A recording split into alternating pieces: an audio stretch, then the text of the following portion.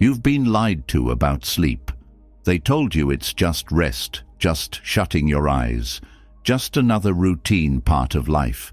But if that were true, why do so many people wake up tired? Why do you wake up feeling like you never really rested? Like your mind is already racing before the day even begins? The truth is, sleep isn't just about the body, it's about the mind.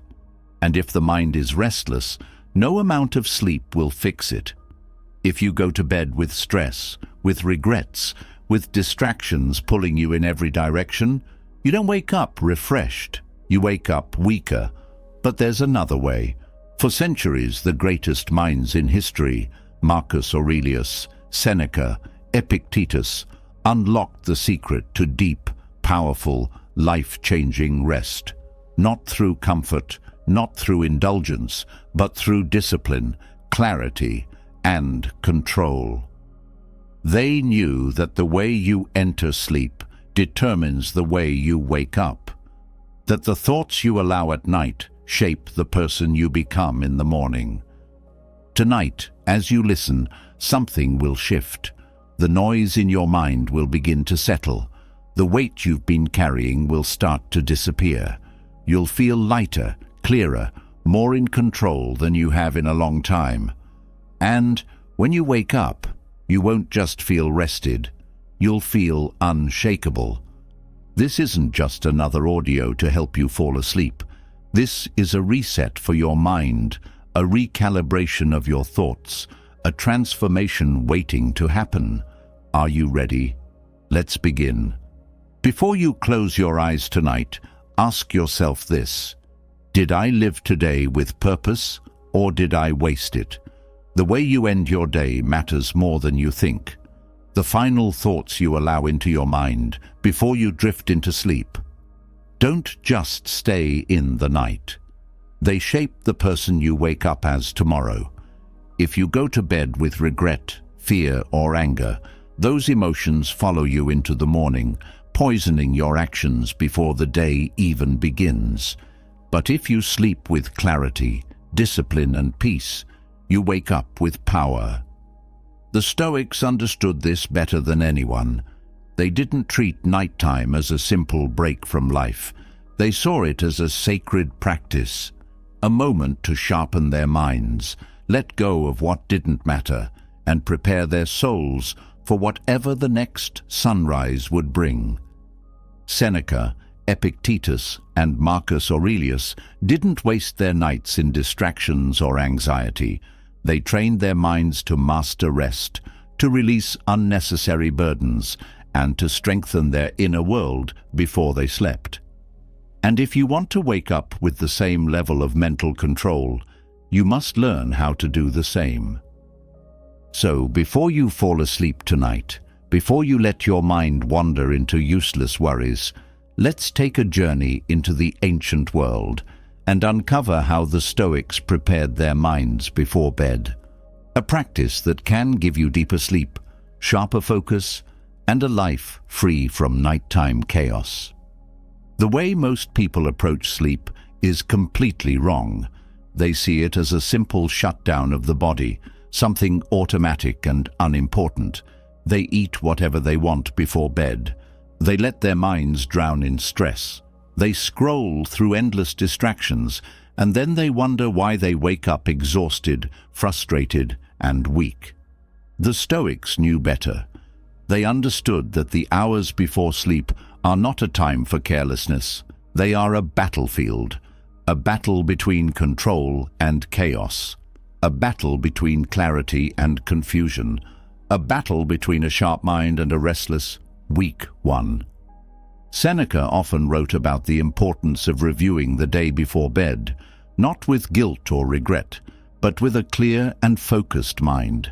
He saw nighttime as the perfect moment to strip away illusions, to examine his actions, and to make peace with anything outside of his control. Instead of letting the mind spiral into useless thoughts, he directed it. He asked himself what he did well that day, where he let emotions take over, and what mistakes he made that could be corrected. This wasn't self-punishment. It wasn't overthinking. It was control, a way to clear the mind before sleep so that no unneeded weight followed him into the next day. Most people carry their failures, their frustrations, and their grudges into their sleep like a heavy bag. They let regrets fester. They replay embarrassing moments. They drown themselves in thoughts about things they cannot change. The Stoics refused to live this way. They let go, not because they didn't care, but because they understood something critical. Mental baggage weakens you. What good is it to replay a mistake if it cannot be undone? What use is regret if it leads to no action? What purpose does anger serve if it does not make you stronger? Every night before sleep, they practiced release. They acknowledged their mistakes, learned from them, and then let them go. They did not allow negative thoughts to infect the deep, restorative state of sleep. And this is where most people fail. They don't prepare their minds for sleep. They carry emotional weight. They let external problems control them, and they drown in thoughts that do nothing but make them suffer. The mind, like the body, must be cleaned before rest. Marcus Aurelius took this even further. He would remind himself before bed that he might not wake up the next day, not as a morbid thought, but as a practice of clarity. Why would he waste his last moments of the day in anxiety? Why would he end his night with meaningless distractions if that could be his final memory? He used this thought not to create fear, but to bring deep appreciation to the present moment. Most people live as if they have unlimited time. They waste their nights because they assume they'll always have another. But the Stoics knew tomorrow is never guaranteed, so they treated their final thoughts before sleep as sacred. And when you think this way, suddenly things become clear. That petty argument you had today no longer matters. That mistake you made is done. Learn from it and move on. That problem you're stressing about is either fixable or beyond your control. Either way, it doesn't deserve your night. At the end of the day, your mental clarity is more valuable than any pointless thought your mind tries to hold on to.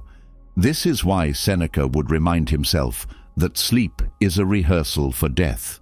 It is a moment of surrender, a time to let go, a practice of accepting life exactly as it is. If you cannot clear your mind before sleep, how will you ever learn to clear it in the middle of life's greatest challenges? If you cannot control your emotions before you rest, how will you ever control them when it truly matters? The Stoics knew that rest was not an escape. It was training, a nightly test to see if they could release the day, accept fate, and embrace peace. And this is exactly what you must do. Instead of filling your mind with distractions before bed, fill it with clarity. Instead of letting stress consume you, practice mental discipline. Instead of allowing sleep to be chaotic, make it a time of true inner preparation. Here's how you do it. Set a boundary. The last moments before sleep should not be polluted with nonsense. No social media, no random videos, no news, no useless conversations. Your final moments dictate to you the energy of your rest. Protect them. Empty your mind. Before bed, write down anything troubling you. If it's a problem, put it on paper. If it's an unfinished thought, record it and set it aside. Do not carry it into sleep. The mind is not meant to be a storage unit for unresolved thoughts. Clear it. Reflect with purpose. Do what Seneca did. Ask yourself what you did well, where you failed, and what you can do better tomorrow. And once you've answered, release it. Let it go. Carry nothing unnecessary into the night. Choose your last thought carefully. Don't let it be fear. Don't let it be stress. Don't let it be regret. make it something powerful. A Stoic phrase, a reminder of your strength, a single thought that will guide you into sleep with peace and resilience. Because how you enter sleep determines how you wake up. This is how the Stoics prepared their minds before bed, not by accident, but with discipline, not with weakness, but with control, not with fear, but with clarity. And if you learn to master your nights the way they did, you will wake up stronger, calmer, and more prepared for life than 99% of people around you. So tonight, before you close your eyes, ask yourself, did I prepare my mind for sleep, or did I waste it? The choice is yours. Every night as you lie in bed, there is one silent thief that robs you of rest, focus, and peace.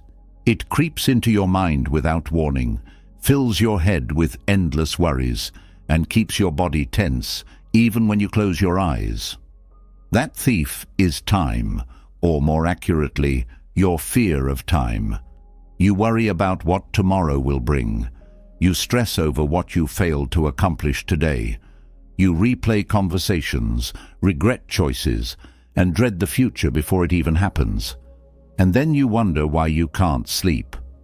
The Stoics understood something most people ignore.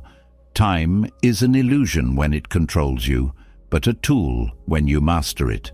They knew that the mind, when left unchecked, either runs to the past, digging up things that no longer exist, or leaps into the future, fabricating problems that haven't even happened.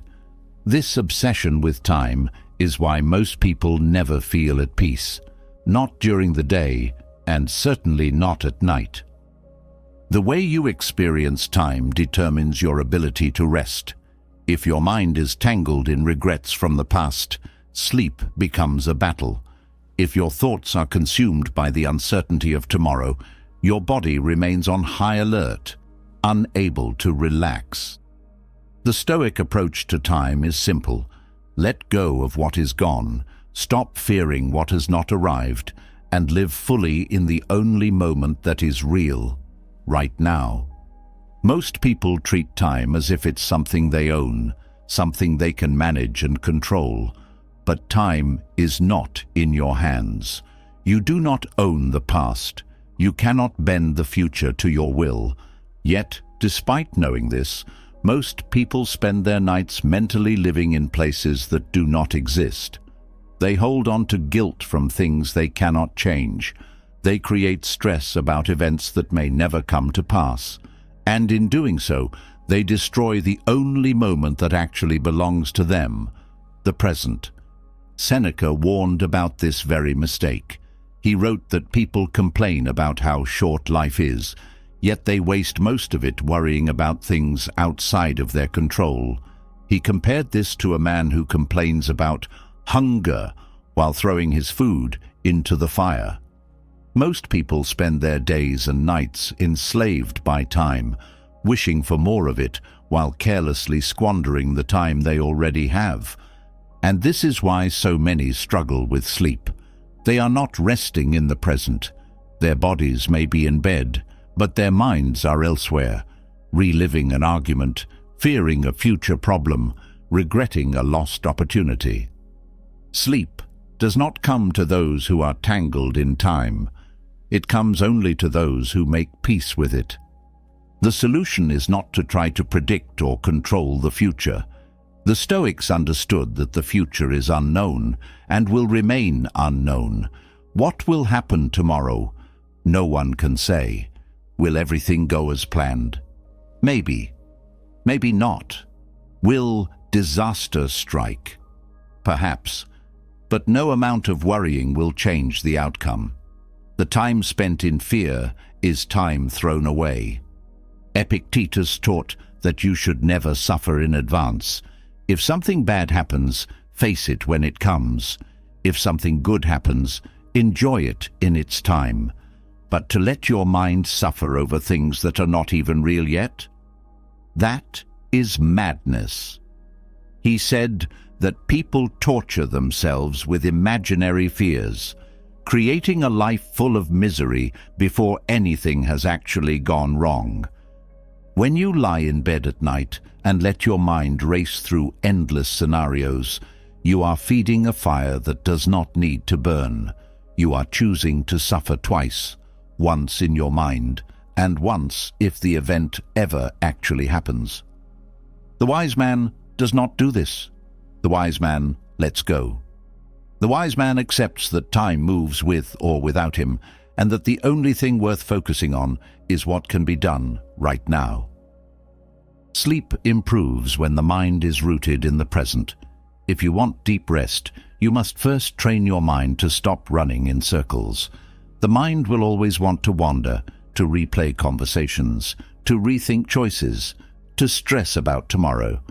But just because the mind pulls you does not mean you must follow. You must redirect it. The way to do this is through practice. Before bed, instead of letting thoughts spiral, guide them back to now. Ask yourself, what is real at this moment? The past is not here. The future is not here. What exists right now? Your breath, the quiet, the feeling of the blanket over your skin, the rhythm of your heartbeat, the air entering your lungs. That is all. That is reality. And that is where your mind should stay. This practice of presence rewires the brain. It stops the endless pull toward places that do not exist. It creates a sense of calm that allows the body to truly relax. The Stoics did not waste time fantasizing about the past or future. They grounded themselves in what is, and because of that, they could rest without struggle. Another reason the Stoics were able to sleep well is because they did not fear the passing of time. Most people suffer from a deep anxiety about time slipping away. They worry about aging. They dread the passing years. They panic at the thought of wasted time. But time is not the enemy. Time is simply what is. It moves, and it will always move. The more you fight it, the more you suffer. The more you accept it, the more you can use it wisely. Marcus Aurelius saw time as something neutral. He reminded himself that death was simply a natural process, no different from a leaf falling from a tree. He did not fear time running out because he did not see time as something to be kept. You cannot keep time. You can only exist in it fully. And when you do that, fear dissolves. At night, when you start feeling anxious about how little time you have, about the years passing too fast, about all the things you have not done, stop. You are wasting the present by fearing what has not yet come. The only way to make time count is to be fully alive right now. The fear of time is what makes people lose it. But those who stop fearing time begin to live in it properly. Letting go of the obsession with time does not mean becoming careless. The Stoics were not reckless. They planned. They acted wisely. They made decisions that honored the future. But once they did what they could, they let go. They did not waste their nights dwelling on what was outside their reach. They knew that at some point, thought must stop and action must take its place. For those who struggle with sleep because of stress about the future, this is the answer. If something is within your control, make a plan, take action, and then let it go. If something is outside of your control, recognize that thinking about it serves no purpose. Let it go. If your mind tries to create scenarios of disaster, remind yourself that these are not real. The only thing real is now. This is why the Stoics could sleep well. They did not waste energy fighting time. They embraced it. They understood that they could not hold on to the past or predict the future. All they could do was live this moment fully. And by doing that, they freed themselves from the mental chains that keep most people restless at night. Tonight, when you lie in bed, notice where your thoughts go. Are they pulling you to yesterday?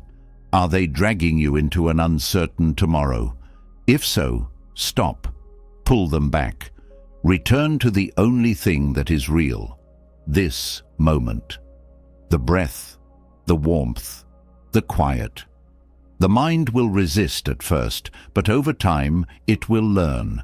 It will settle. It will rest. And so will you.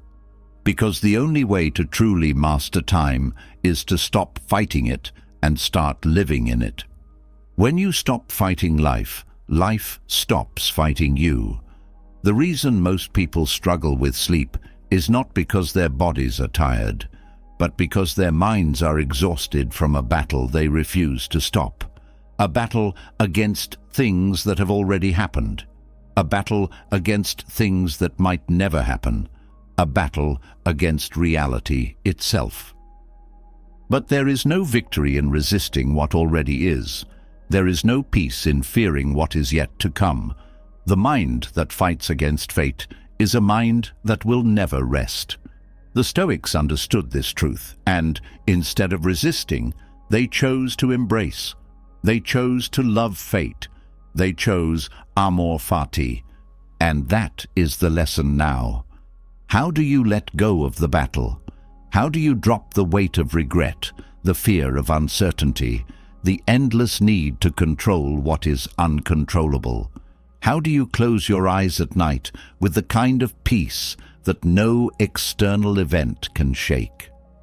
The answer is in amor fati, the unconditional acceptance of everything that happens, exactly as it happens. There is no greater cause of suffering than the refusal to accept reality. Most people do not suffer because of what happens to them. They suffer because they refuse to let go of how they wanted things to be. They wanted success, but failure came. They wanted love, but loss arrived. They wanted certainty, but chaos appeared. And instead of accepting it, instead of seeing it as part of a greater design, they resist, they fight, they torment themselves with what could have been, what should have been, what must not happen next. This is why nights are filled with restlessness. The mind does not know how to let go. It clings to old wounds, repeats old mistakes, and drowns itself in useless fantasies of changing the past. But the past does not change. And the future does not bow to worry. So what does the wise mind do? It embraces. To practice amor fati is to take everything that has happened and say, this too belongs. This pain, this failure, this setback, it is not a mistake. It is a part of the path. It is part of what must be. The wise do not reject events simply because they are difficult. They do not see misfortune as an enemy. They do not waste their nights reliving moments that cannot be undone. They accept, fully and completely, that everything has arrived exactly as it was meant to. Epictetus taught that every event is like an arrow that has already left the bow. It is in motion, and no amount of resistance will change its course. The only choice is whether to suffer over its flight or to step aside and let it pass. Most people choose to suffer. They hold on to events long after they are gone. They replay conversations in their heads. They curse their misfortunes. They dread what is next. But what would happen if instead they stepped aside? What if they embraced whatever came, not just with tolerance, but with love? Seneca believed that true peace comes not from avoiding hardship, but from aligning oneself so deeply with fate that even pain is seen as a gift. He did not wish for things to be different. He did not lie awake at night regretting the past or fearing the future. He understood that the only path to freedom was to love everything that happens, as if you had chosen it yourself. The mind that resists fate is a mind that will never know rest. The mind that loves fate, fully, deeply, without hesitation, finds peace no matter what happens. At night, when thoughts begin to spiral, when regret rises, when anxiety pulls at your chest, remember this: you do not control fate. You do not dictate how life unfolds. You never have, and you never will. But you do control whether you fight it or embrace it. You do control whether you spend your nights in resistance or in acceptance. You do control whether you let go or continue carrying a burden that has never served you. To let go does not mean to be passive. It does not mean to give up. It does not mean to stop caring. It means to stop suffering over what already is. It means to stop believing that life owes you a different outcome. It means to stop torturing yourself over what is out of your hands. When the mind finally understands this, when it stops trying to rewrite the past and predict the future, sleep comes easily. No more clenched jaw. No more restless tossing and turning. No more waking up with the same exhaustion that was there the night before. Just peace. Just deep, undisturbed rest. Just the kind of sleep that only comes to those who are not at war with the world. Marcus Aurelius practiced this every night. He reminded himself that whatever happened during the day, whether it was success or failure, praise or blame, comfort or suffering, it was already written in the book of fate. He did not need to review it endlessly. He did not need to cling to it. He did not need to let it poison his rest. His only task was to accept it, to love it, and to wake up the next day ready to meet whatever came next. Most people try to control life as if it was something predictable, something they could manipulate and bend to their will. But the truth is, control is an illusion. The only thing you control is your reaction. The only choice you have is whether to resist or to embrace. The weak fight against the waves. The wise become the ocean. If you want to sleep like a Stoic, if you want to wake up without the weight of yesterday crushing your spirit, you must learn to love every part of your fate, not just the good, but the bad, not just the wins, but the losses, not just the joy, but the suffering. All of it is yours. All of it belongs. All of it is necessary.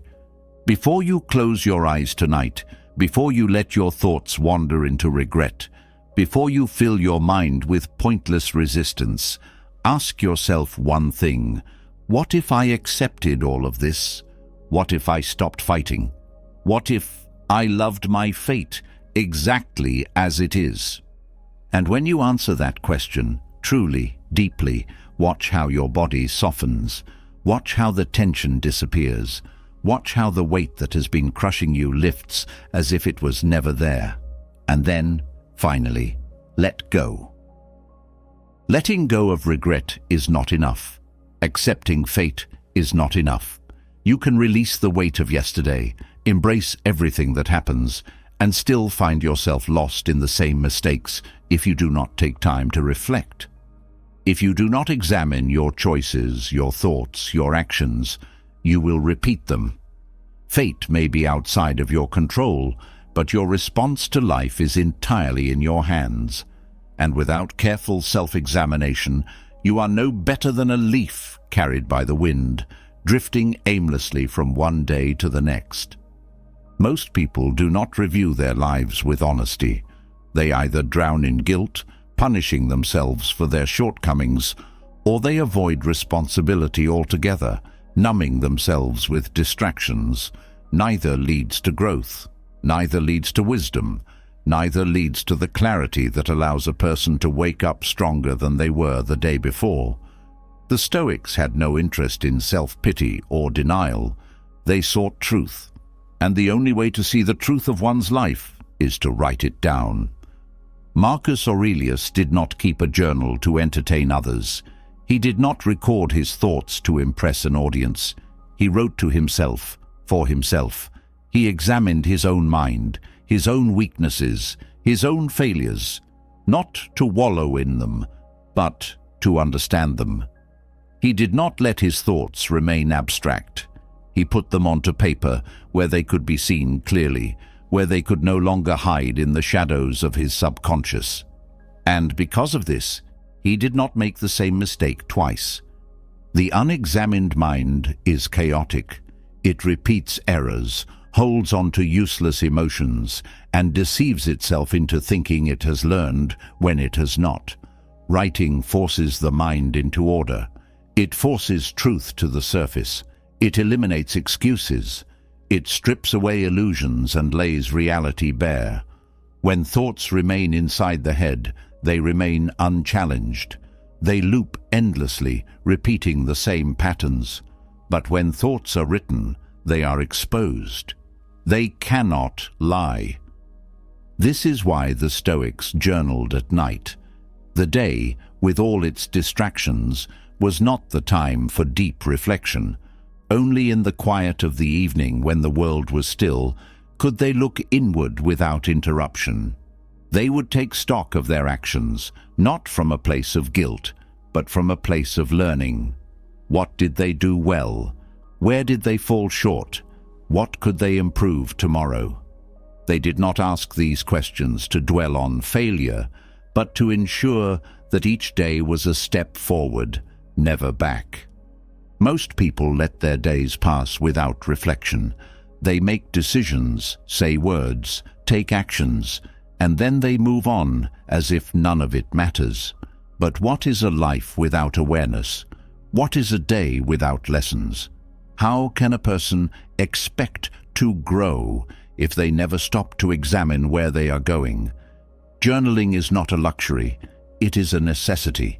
It is the act of sharpening the mind, of training it to see clearly, of holding oneself accountable. Without it, progress is slow, if it happens at all. Seneca believed that every night should end with a review. He saw it as a way to settle the mind before rest, to ensure that sleep was not disturbed by unresolved thoughts. The unexamined day is a burden. It lingers in the subconscious, nagging at the edges of the mind, keeping the body tense even in rest. But when the day is properly reviewed, when its lessons are acknowledged and its failures accepted, the mind is free. Writing down thoughts is not about creating perfection. It is about creating awareness. It is about seeing the self clearly, without delusion, without ego, without justification. It is about recognizing the small errors before they become great ones. It is about catching weakness before it turns into habit. It is about preventing a life from being wasted in mindlessness. There is no need for long entries, no need for beautifully crafted words. The purpose of nighttime journaling is not to impress, but to clarify. It is to capture the truth of the day while it is still fresh, before memory distorts it, before the mind tries to make excuses. It is to take stock of what is, not what one wishes to believe. One sentence of honest reflection is worth more than 1,000 words of self-deception. One moment of true self-awareness is more valuable than a lifetime of avoidance. Those who do not review their lives cannot change them. Those who do not examine their thoughts cannot improve them. Those who do not see their weaknesses cannot correct them. The mind must be trained to face itself, to look inward with the same discipline it applies to the external world. If a man does not know his own nature, how can he expect to master it?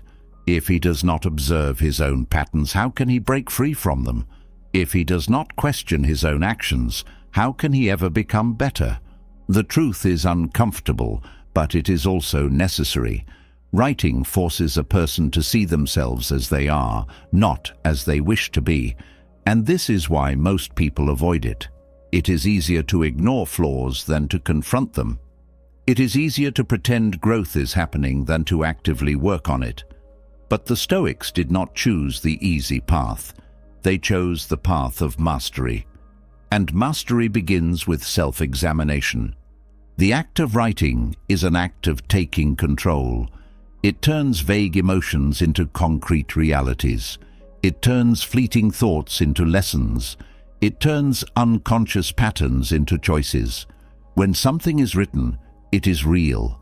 It can be studied, dissected, understood, and once it is understood, it can be changed. Each night, the Stoics would sit in silence and put their thoughts to paper. They did not do this to relive their mistakes, but to learn from them. They did not do this to punish themselves, but to refine themselves. They didn't do this to dwell on the past, but to ensure a better future.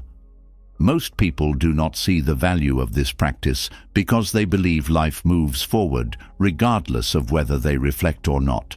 But what they fail to see is that a life without reflection is a life without progress. To move forward blindly is no better than walking in circles. To act without awareness is no different from repeating the same mistakes forever. Journaling is not about the past. It is about the future. It is about ensuring that each day builds upon the last. It is about preventing small errors from turning into great failures. It is about removing the chaos from the mind so that sleep is undisturbed, so that the subconscious is not burdened by unresolved thoughts.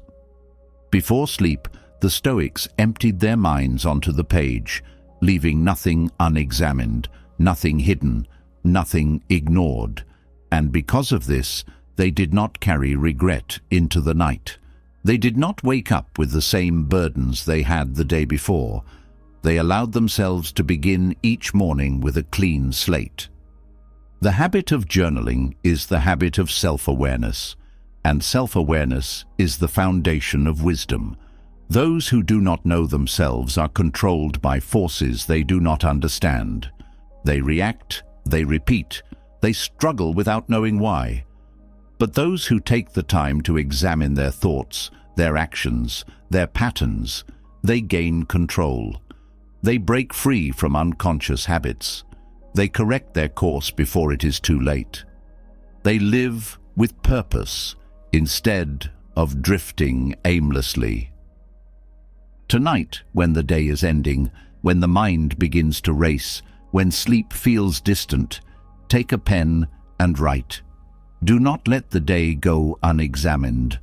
Do not let thoughts remain tangled in the mind. Do not allow yourself to wake up tomorrow as the same person you were today. Look at your actions without fear. See yourself with clarity. Accept what is and decide what must change. And then, having left nothing unresolved, let go. Rest deeply, knowing that no moment has been wasted. Knowing that each day is a step toward mastery, knowing that you are not drifting, but deliberately moving forward. Self-reflection is not enough. Writing the truth is not enough. Seeing mistakes clearly is not enough. Awareness alone does not create strength. It only reveals where strength is lacking. The next step, the step most people avoid, is preparing the mind for what it fears most. Most people live as if tomorrow is promised, as if suffering will always belong to someone else, as if life will continue to give them what they expect. And when reality does not match their assumptions, they break. The untrained mind collapses under hardship. It panics when faced with loss. It is paralyzed by uncertainty. It shatters when life does not go according to plan. But it does not have to be this way. The Stoics trained their minds to expect the worst, not out of paranoia, not out of pessimism, but because the mind that has already walked through the fire does not fear the heat. Negative visualization is the discipline of preparing for loss before it happens. It is the act of confronting disaster, rejection, pain, and death, not when it arrives, but before it arrives. The weak refuse to think about these things, pretending they will never come. The strong prepare for them long before they do. The mind that has already accepted the worst will not be caught off guard when it comes. The heart that has already grieved what it loves will not break when it is taken away. The person who has already faced failure in their mind will not collapse when it happens in reality. The Stoics did not wait for suffering to find them. They met it on their own terms. At night, when the world is quiet, when distractions have faded, when the mind is free to wander, most people let it drift into useless worries. They think about what they wish they had done differently. They regret. They overthink. They fear things that do not matter. But the Stoics used this time with purpose. They did not let their minds run wild. They directed their thoughts toward what mattered most. They trained themselves to face what others avoided. They forced themselves to see what they were most afraid to lose. And in doing so, they removed fear from their hearts before life could ever take anything from them. Seneca would lie in bed at night and contemplate losing everything. He would imagine poverty, exile, ruin. He would picture himself stripped of his wealth, his comforts, his reputation. He would see himself in chains, in sickness, in death. And when he woke up, he felt lighter, not heavier. He did not wake with dread. He woke with gratitude. Because he had already lost everything in his mind, he saw how fortunate he was to still have it. The bed he slept in felt softer. The food he ate tasted better. The air in his lungs felt like a gift. He did not take life for granted, because every night he had already practiced losing it. Most people avoid thinking about worst-case scenarios because they believe it will bring suffering. But the truth is, suffering comes from not thinking about them. When hardship arrives and the mind is unprepared, panic follows. When loss comes suddenly, grief is unbearable. When failure happens unexpectedly, confidence is shattered. But when the mind has already lived through these moments in advance, they hold no power. The person who has rehearsed loss does not break when it happens. The person who has already faced their worst fears in their mind does not hesitate when they become real. Negative visualization is not about expecting disaster. It is about being prepared for anything. It is about training the mind to be unshaken, no matter what happens.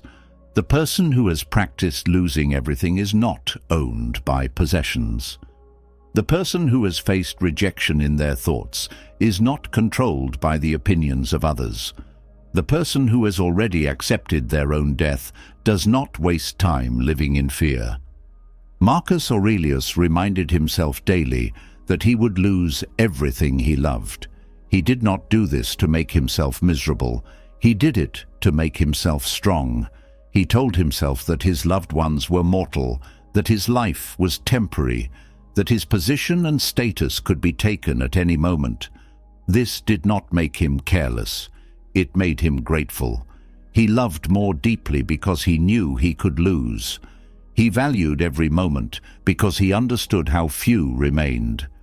He lived fully because he knew without a doubt that one day he would no longer live at all. Most people believe happiness comes from avoiding negative thoughts, from pretending bad things will never happen. But this illusion makes them fragile. The first time they face real loss, they collapse. They don't know how to handle failure because they have never let themselves imagine it. They don't know how to move forward after pain because they never prepared for it. They suffer more, not less, because they refuse to train their minds.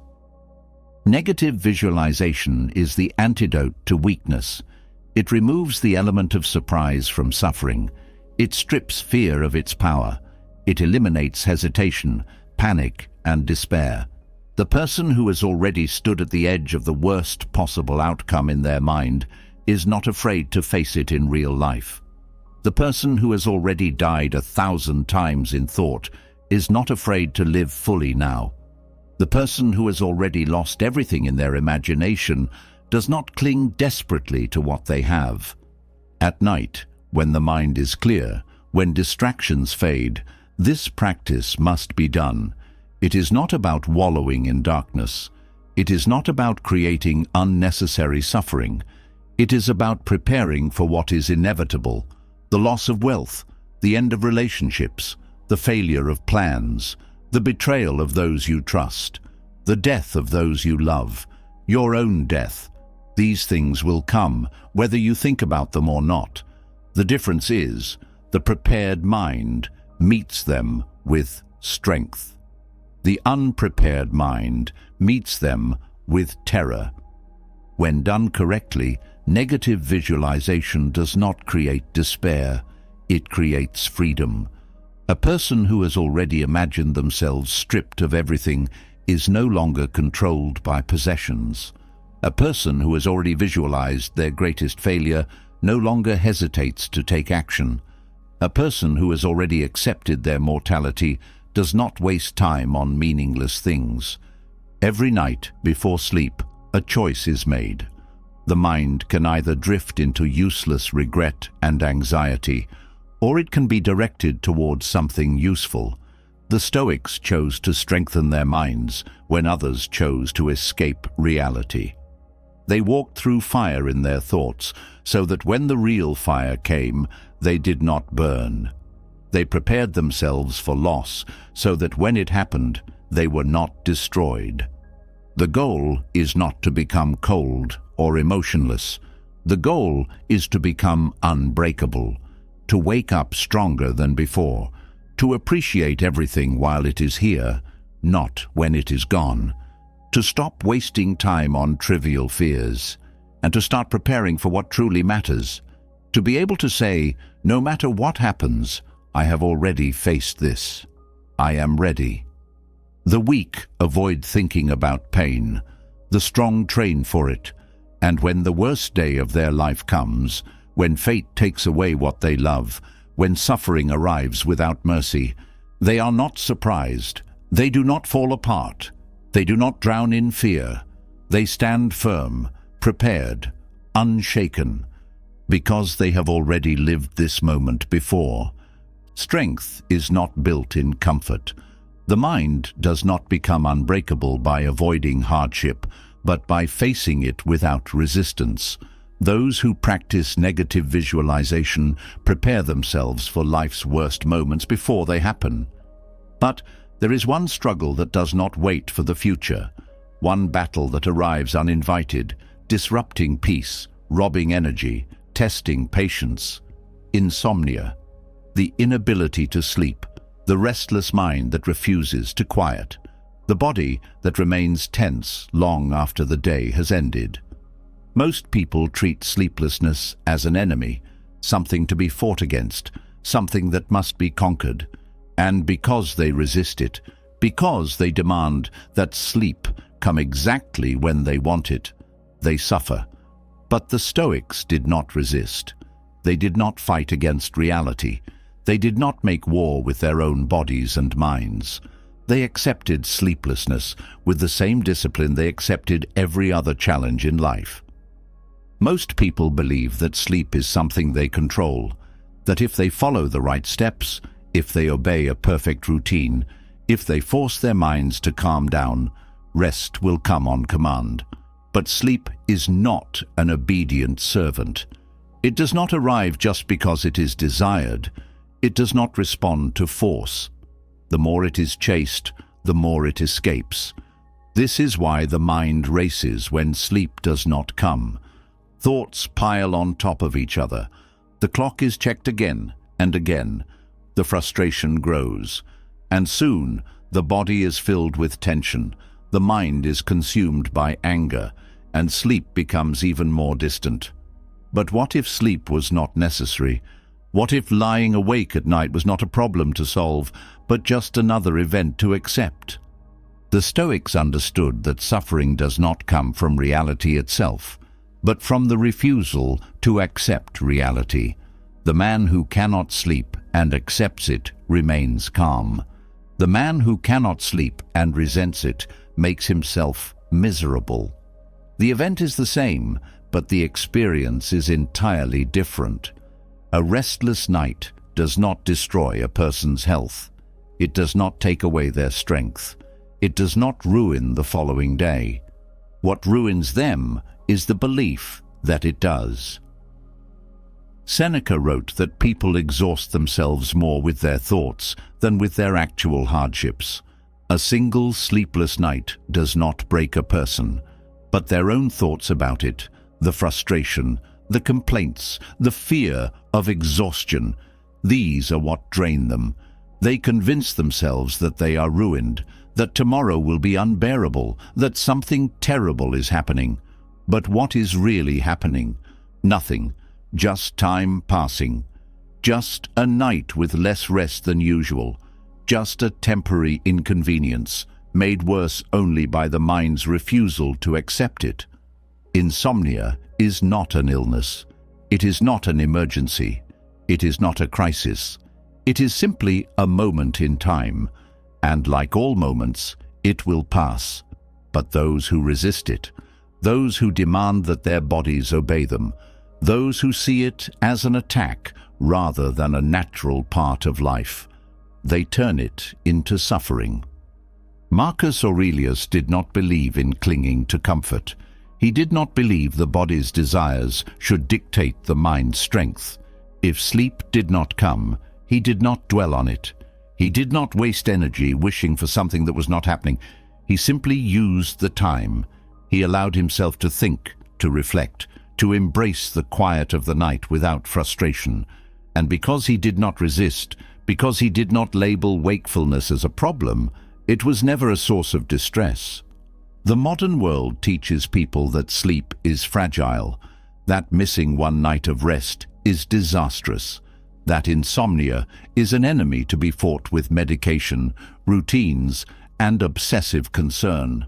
But history is filled with strong men and women who slept little and yet achieved more than those who obsess over every hour of rest.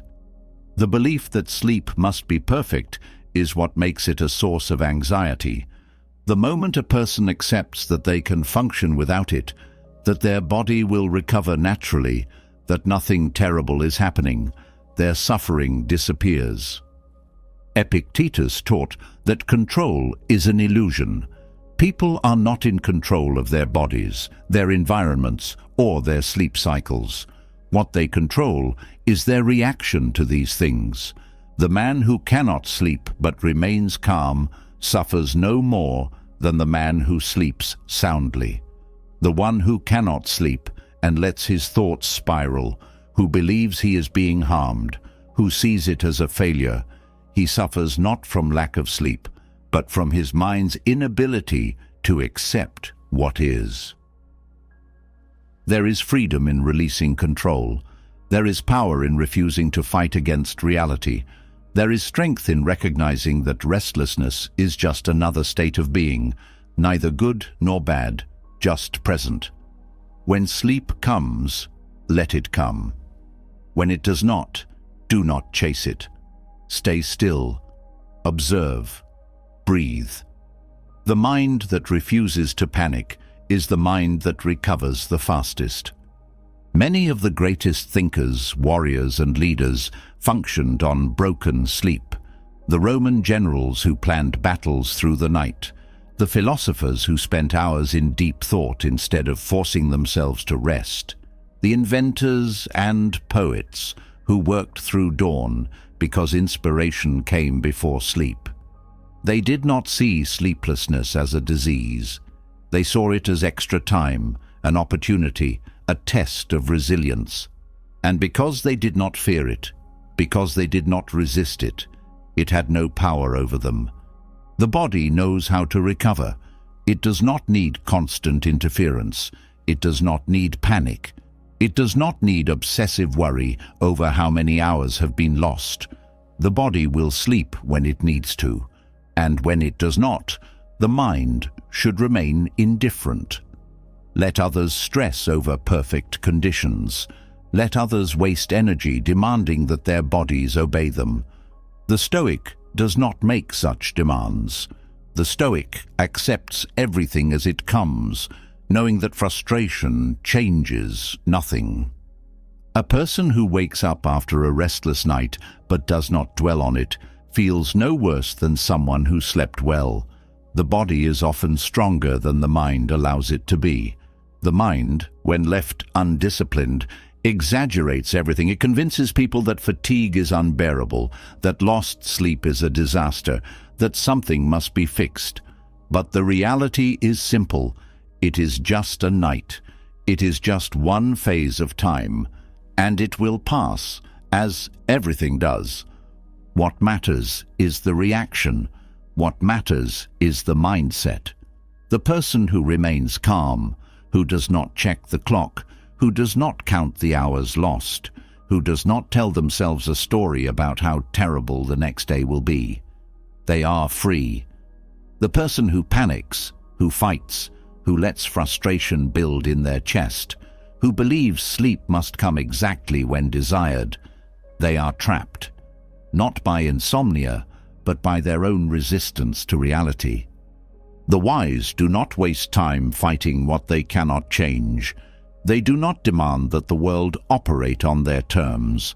They do not see sleeplessness as a problem, but simply as part of life. Some nights bring rest, some do not. Some days bring energy, some do not. Nothing is guaranteed, but nothing is ruined either. The key is not to force control, but to release it.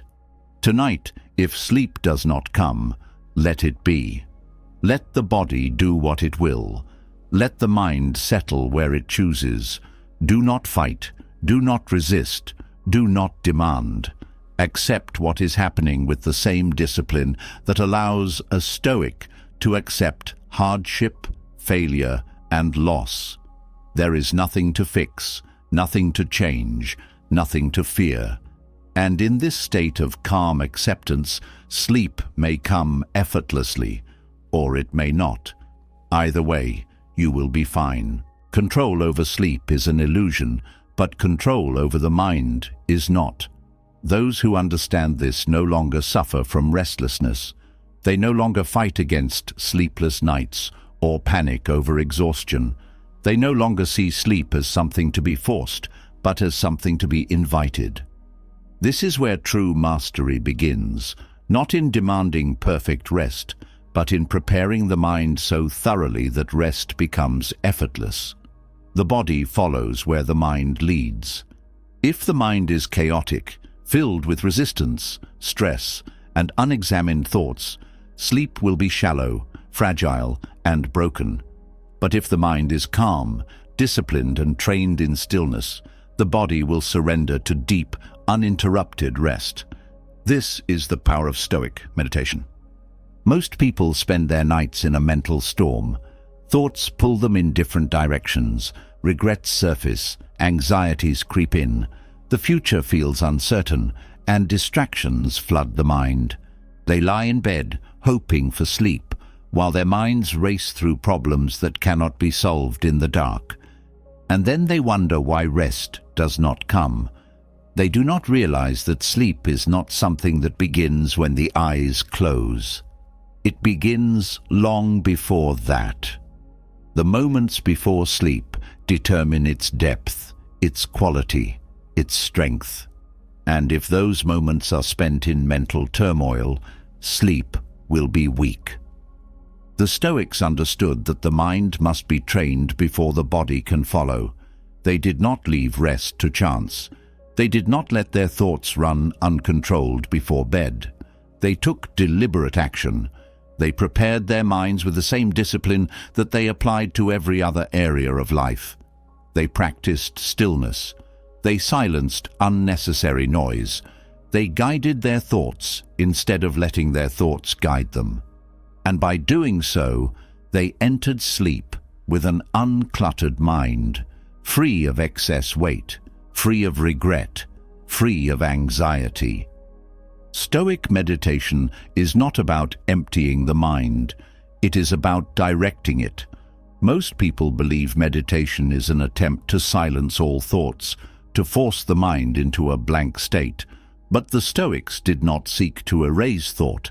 They sought to control it. They observed it. They questioned it. They chose where to focus. They did not allow the mind to drift into useless worry, to replay past mistakes, to obsess over what could not be changed. They guided the mind toward clarity, and in doing so, they cleared the path for restful sleep. Marcus Aurelius practiced this every night. He would reflect on his day, not with self-judgment, but with honesty. He would acknowledge his actions, his mistakes, his successes, and then he would let them go. He did not carry them into the night. He did not let unfinished thoughts linger. He did not resist what had already happened. He set his mind in order before rest, ensuring that when sleep came, it was deep, undisturbed, and free from mental interference. This practice is more than reflection. It is a form of cleansing. The mind, like the body, collects weight throughout the day. It absorbs stress. It carries the weight of choices. It holds on to thoughts that serve no purpose. If these thoughts are not removed before sleep, they do not disappear. They continue in the subconscious. They shape dreams. They create tension in the body. They prevent true rest. But when the mind is deliberately reset, when thoughts are examined and released, sleep becomes natural. One of the greatest sources of restlessness is attachment to unresolved thoughts. Most people lie awake at night because their minds are still trying to solve problems that belong to the day. They mentally revisit conversations, plan responses, anticipate difficulties, fear what is to come. The Stoics recognized this as a waste of energy. They understood that some things can be solved and some things must simply be left alone. And before sleep, they trained themselves to let go of anything that could not be controlled in that moment. Seneca advised reflecting on whether a problem required action or acceptance. If it required action, he would decide what needed to be done and then stop thinking about it until the time for action arrived.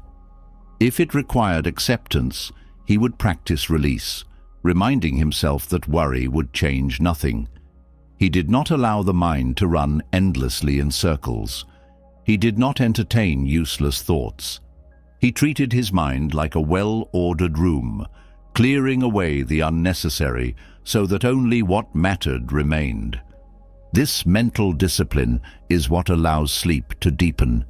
When the mind is not cluttered, when it is not tangled in worry, when it is not resisting reality, the body follows. The nervous system calms, the breath slows, the tension in the muscles dissolves. Sleep is no longer something to struggle for. It is something that arrives naturally because there is nothing blocking it. Another key aspect of Stoic meditation is detachment from external events. Most people allow their minds to be shaped by what happens during the day. If the day was good, they relax. If the day was stressful, they carry that stress into the night. Their emotions, their thoughts, their rest, all of it is dictated by forces outside of their control. But the Stoics did not live this way. They understood that external events are irrelevant to inner peace. The world may be chaotic, but the mind does not have to be. The day may be difficult, but that difficulty does not need to extend into the night. Epictetus taught that events themselves do not disturb us. It is our opinions about them that cause suffering, a delay, a failure, an insult, an unexpected obstacle. These things do not have the power to ruin sleep unless the mind allows them to. And before bed, the Stoics took deliberate steps to remove these influences. They reminded themselves that nothing external had the power to control them. They refused to let the actions of others, the mistakes of the past, or the uncertainties of tomorrow steal their peace. This mindset shift is what allows true relaxation. Most people carry the weight of the world into their rest. They replay arguments, they dwell on mistakes, they anticipate difficulties, they hold on to stress. And they wonder why their sleep is shallow. But the person who detaches from the day before, rest, is the person who wakes up stronger. The person who sees events as neutral, who does not let emotions dictate their peace, who does not frei tenage on be des cannot cannot be changed. That person enters sleep fully free. The body cannot rest if the mind is restless, and the mind cannot be calm if it is ruled by uncontrolled thoughts. This is why Stoic meditation is essential. It is the act of choosing where to place focus. It is the practice of clearing away distractions, of settling emotions, of training the mind to be still. It is a discipline, not a passive exercise. It is not about waiting for sleep to come. It is about preparing the conditions so that sleep arrives effortlessly. Many people try to force sleep through routines, habits, and external methods, but all of these are secondary. The primary factor in sleep quality is mental discipline. A person who has trained their mind, who has prepared it for rest, who has removed excess thoughts, who has detached from external influences, who has accepted everything as it is, that person does not need sleep aids. They do not need tricks. Their mind is already in a state of readiness. And when sleep comes, it is deep, restorative, and uninterrupted. Tonight, before closing the eyes, before letting thoughts drift uncontrolled, the choice must be made. Will the mind be left in chaos, or will it be trained? Will thoughts be allowed to run wild, or will they be directed? Will rest be something that is chased, or something that is invited? The Stoics did not leave this to chance. They prepared. They cleared their minds. They chose stillness. And because they did not just sleep better. They woke up stronger. The mind that is trained in discipline sleeps deeply. The body that is free from unnecessary burdens rests without resistance. The person who does not cling to comfort does not fear its loss. This is why the Stoics did not just prepare their minds for sleep, they prepared themselves for life. And life, by its very nature, is filled with discomfort. People struggle with sleep because they are too attached to comfort. They panic at the slightest inconvenience. They expect the perfect mattress, the right temperature, the ideal conditions. They believe rest is only possible when everything is just right. But the body was never meant to be so fragile. The mind was never meant to rely on comfort. The more a person depends on luxury, the weaker they become. The more they chase ease, the more they suffer when it is taken away. The Stoics understood this and trained themselves accordingly. They did not fear discomfort because they practiced it before it was forced upon them. They did not wait for hardship to arrive before learning how to endure it. They embraced voluntary discomfort, not as a punishment, not as a test of suffering, but as a way to strengthen their will. They knew that the body does not need comfort, it needs resilience. Seneca deliberately slept on hard floors, not because he had to, but because he chose to. He wanted to ensure that he could endure anything. He refused to let his comfort control him. He refused to become dependent on softness, on warmth, on luxury. He understood that comfort is deceptive. It weakens the spirit, makes a person fragile, and creates unnecessary fears. When people grow too accustomed to ease, they panic when it is taken away. They suffer more, not because conditions are truly unbearable, but because they never trained themselves to handle anything else. This is why the Stoics exposed themselves to voluntary hardship. It was not about deprivation, it was about control. They did not allow external conditions to determine their inner strength. If they could sleep soundly on a hard floor, they could sleep anywhere. If they could rest in discomfort, they could endure anything. If they could find peace without luxury, they could remain unshaken no matter what life took away.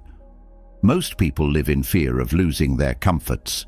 They are owned by their soft beds, their controlled environments, their familiar routines. They need everything to be just right before they can relax. But life doesn't care about their preferences. Hardship comes, loss arrives, conditions change. The person who has never trained themselves to endure discomfort suffers more than necessary. The one who has learned to let go of attachment remains in control. Marcus Aurelius understood this deeply. He reminded himself constantly that comfort is not the goal of life. Strength is. He did not seek to avoid hardship. He did not allow himself to become weak through luxury. He prepared his body and mind by deliberately exposing himself to conditions others would avoid. He trained himself to be at peace in any situation. He knew that the moment a person needs comfort, they have already lost. This is why occasional discomfort is necessary. It is a reminder that you are not dependent on ease. It is proof that your body can handle more than you think. It is training for the inevitable challenges that life will bring. Those who deliberately embrace hardship find themselves prepared when real adversity strikes. Those who only seek comfort crumble under pressure. The body is stronger than people believe. It can adapt, endure, and function under extreme conditions. But most people never test it. They surround themselves with softness and then wonder why they feel weak. They chase luxury and then wonder why they panic when it is taken away. The answer is clear: they have not trained for anything else. Epictetus, who was born into slavery, understood the dangers of attachment better than anyone. He had nothing, yet he was free in ways most people will never be. He saw that suffering did not come from lack of comfort. It came from believing that comfort was necessary. He did not rely on external ease to determine his inner peace. He remained indifferent to luxury because he knew that it was not the source of strength. Strength came from within. And because he knew this, no condition, no hardship, no loss could shake him. This is why the Stoics taught detachment from comfort, not because comfort is bad, but because dependence on it makes a person weak. They trained themselves to endure less, so that when the time came, they could endure anything. The one who is comfortable in hardship will always be stronger than the one who only thrives in ease. At night, when the soft bed feels like a necessity, when rest seems impossible without the perfect conditions, this is the moment to practice, to remove the attachment, to remember that the body does not need excess, it needs resilience. Comfort is temporary. It can be taken away at any moment, but the strength to endure remains if it is cultivated. Sleeping on the floor is not about suffering. It is about reminding yourself that you can. It is about proving that your comfort does not control you. It is about training the mind to remain unshaken, no matter where you are, no matter what conditions you face. If you can rest in discomfort, you will never be owned by luxury. If you can find peace in difficulty, you will never fear hardship. The weak panic when life removes their ease. The strong remain the same in all conditions. This is the true power of detachment, the ability to walk through life unaffected by changes in circumstance, the ability to sleep soundly, whether on silk sheets or a cold floor, the ability to face any hardship with the knowledge that nothing external can take away your peace. Seneca did not sleep on the floor because he had to. He did it because he refused to be owned by comfort. He trained himself so that no matter where he found himself, no matter what was taken from him, he would never be weaker because of it. His peace did not depend on his environment. It depended only on his own discipline. This is what separates the ordinary from the strong. Most people are slaves to their comforts. They rely on ease, on warmth, on convenience. They convince themselves that they need these things, and because of this, they suffer when they are gone. The Stoics were free. They did not need luxury to sleep well. They did not need perfect conditions to feel at peace. They built their resilience before hardship arrived. Tonight, when the bed feels like the only option, question it. When comfort seems necessary, challenge it. When the mind resists the idea of discomfort, confront it. Every moment of voluntary hardship is a step toward true independence. Every time the body learns that it does not need luxury, it becomes stronger. Every act of detachment is an act of self-mastery.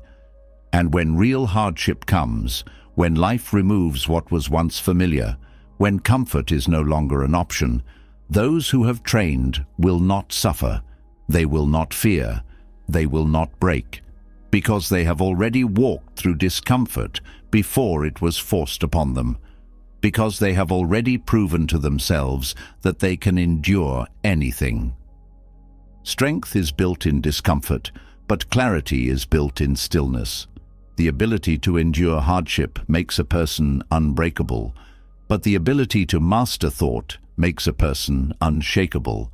The body can be trained to sleep anywhere, under any condition, but the quality of rest is determined by the state of the mind, and nothing shapes the mind more than the final thought before sleep. Most people do not realize that their last thoughts at night dictate the emotions they wake up with. They let the mind wander aimlessly before sleep, filling it with worries, regrets, distractions, and unfinished thoughts. They allow stress from the day to linger. They replay arguments, dwell on mistakes, anticipate problems. And then they wonder why they wake up tired, frustrated, and already on edge. They do not realize that sleep does not erase thoughts. It absorbs them. The last moments before rest are the foundation for the mind that rises in the morning. The person who goes to sleep with anger wakes up irritable. The one who falls asleep thinking about failure wakes up insecure. The one who lets their thoughts spiral wakes up feeling lost. But the person who chooses their final thought with purpose wakes up clear, steady, and in control. The Stoics understood this deeply. They did not let the mind drift unchecked before bed. They did not waste those last moments on trivial concerns. They treated them as sacred, as an opportunity to set the mind straight, to direct it, to end the day with intention. Just as a builder does not leave the structure of a house unstable before walking away, the Stoic does not leave the mind cluttered before sleep. Marcus Aurelius made it a habit to reflect on what kind of person he was becoming before he closed his eyes at night. He did not judge himself harshly, but he did not lie to himself either. He asked whether he had lived according to his values, whether he had remained disciplined in his actions, whether he had allowed external events to dictate his emotions, and most importantly, whether he had improved, even slightly, from the day before. This practice ensured that each night was not just the end of another cycle, but a deliberate step towards self-mastery.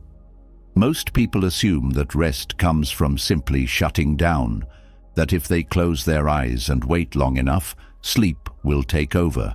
But the mind is not a machine that simply powers off. It processes. It continues its work, even in rest. And if it is not given direction, if it is not taught where to go before sleep, it will default to whatever noise is left unresolved. The thoughts that are left unexamined in waking hours do not disappear. They turn into tension, into restlessness, into unease. Seneca believed that going to sleep with an unsettled mind was no different from going to bed in a cluttered, chaotic room. It suffocates, it weighs heavy, it does not allow for true rest. He wrote that every night should be used as a moment of closure. not just for practical matters, but for the soul itself. A time to review, release, and reset. A time to consciously choose the last thought that will settle into the subconscious. The choice of this final thought is everything. A mind that ends the day in gratitude wakes up resilient. A mind that ends in anger wakes up tense. A mind that ends in wisdom wakes up with direction. The last thought is a seed planted in the mind before rest. It will grow, whether chosen with care or not. The question is whether it will grow into strength or into weakness. Epictetus warned against falling asleep in a state of mental weakness. He believed that what a person allows into their mind before bed either strengthens or corrupts them. He saw these final moments as an opportunity to reinforce discipline, to solidify virtue, to fortify the mind. He did not let the day's failures define his night. He did not allow frustration to fester. He did not carry unfinished arguments into rest. He settled everything internally before closing his eyes. This practice is not about lying to oneself or pretending that everything is perfect.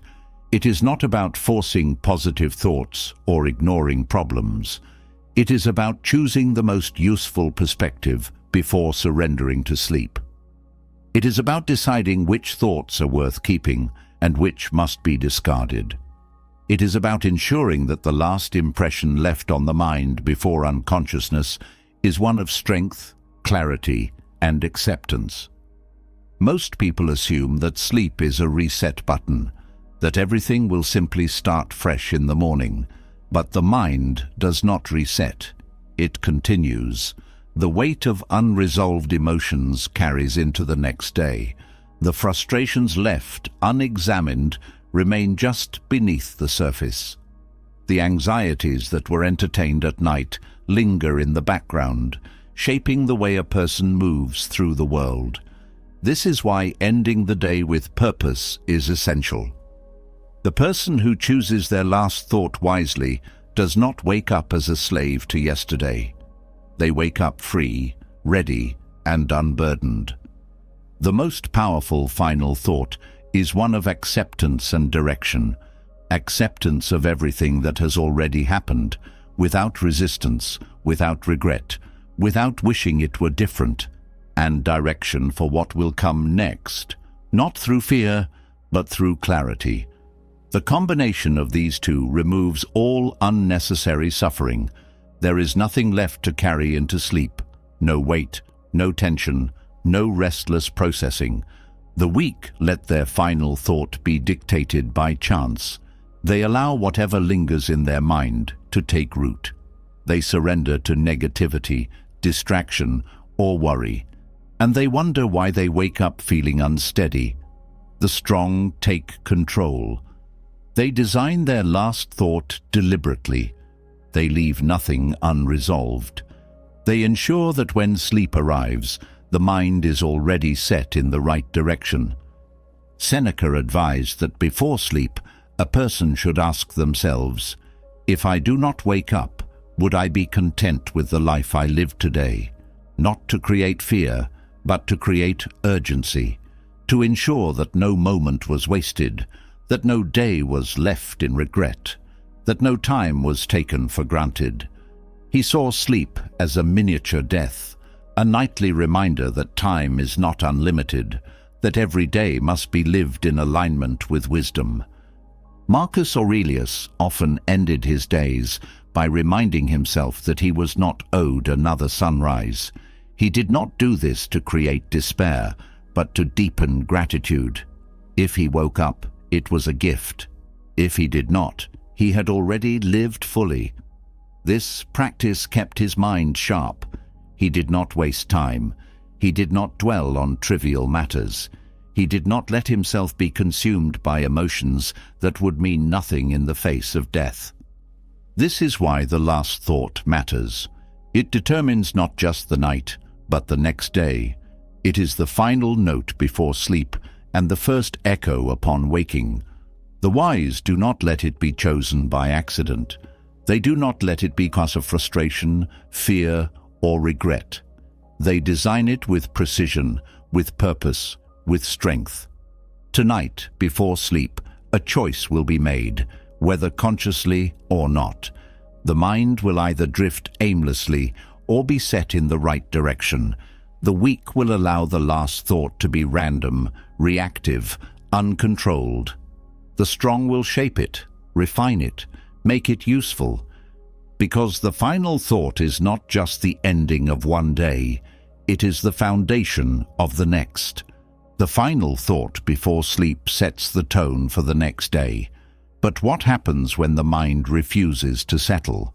When sleep does not come easily because thoughts flood in, one after another, pulling attention in different directions? Most people suffer not from external problems, but from the war inside their own heads. They overthink every decision, replay past conversations, anticipate future troubles, and obsess over what cannot be controlled. This is the true source of exhaustion, not the events of the day, but the mind's inability to let go of them. The Stoics understood that overthinking is not thinking, it is mental noise. It is the mind running in circles, generating problems that do not exist, dwelling on things that have already happened, or things that may never happen. It is wasted energy, a fire that feeds itself, a trap that catches those who do not know how to escape it. Overthinking does not solve problems, it creates them, and when it happens at night, it disrupts sleep, weakens the body, and leaves a person drained before the next day even begins. People assume they have no control over these racing thoughts. They believe the mind will do as it pleases, that it cannot be directed, that it must be endured. But the Stoics knew this was false. The mind is not an untamed force. It is a tool, and like any tool, it must be used with precision or it will cause destruction. Those who do not train their minds are ruled by them. They are dragged through endless loops of worry, regret, and doubt. They do not think they are thought. Marcus Aurelius, despite being one of the most powerful men in history, did not let his mind control him.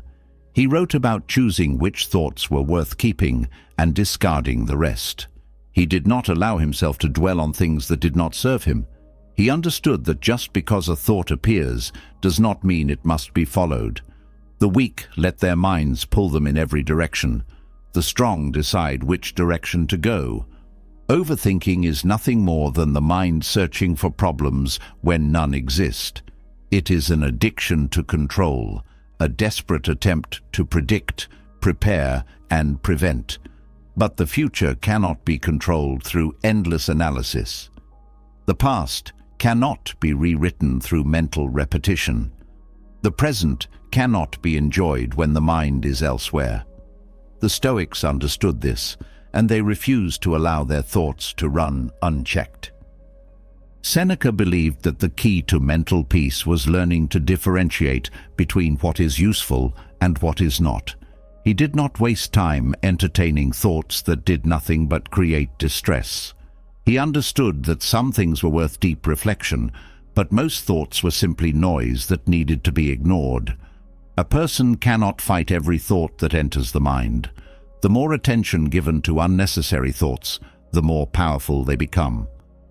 The only way to silence overthinking is to refuse to engage with it.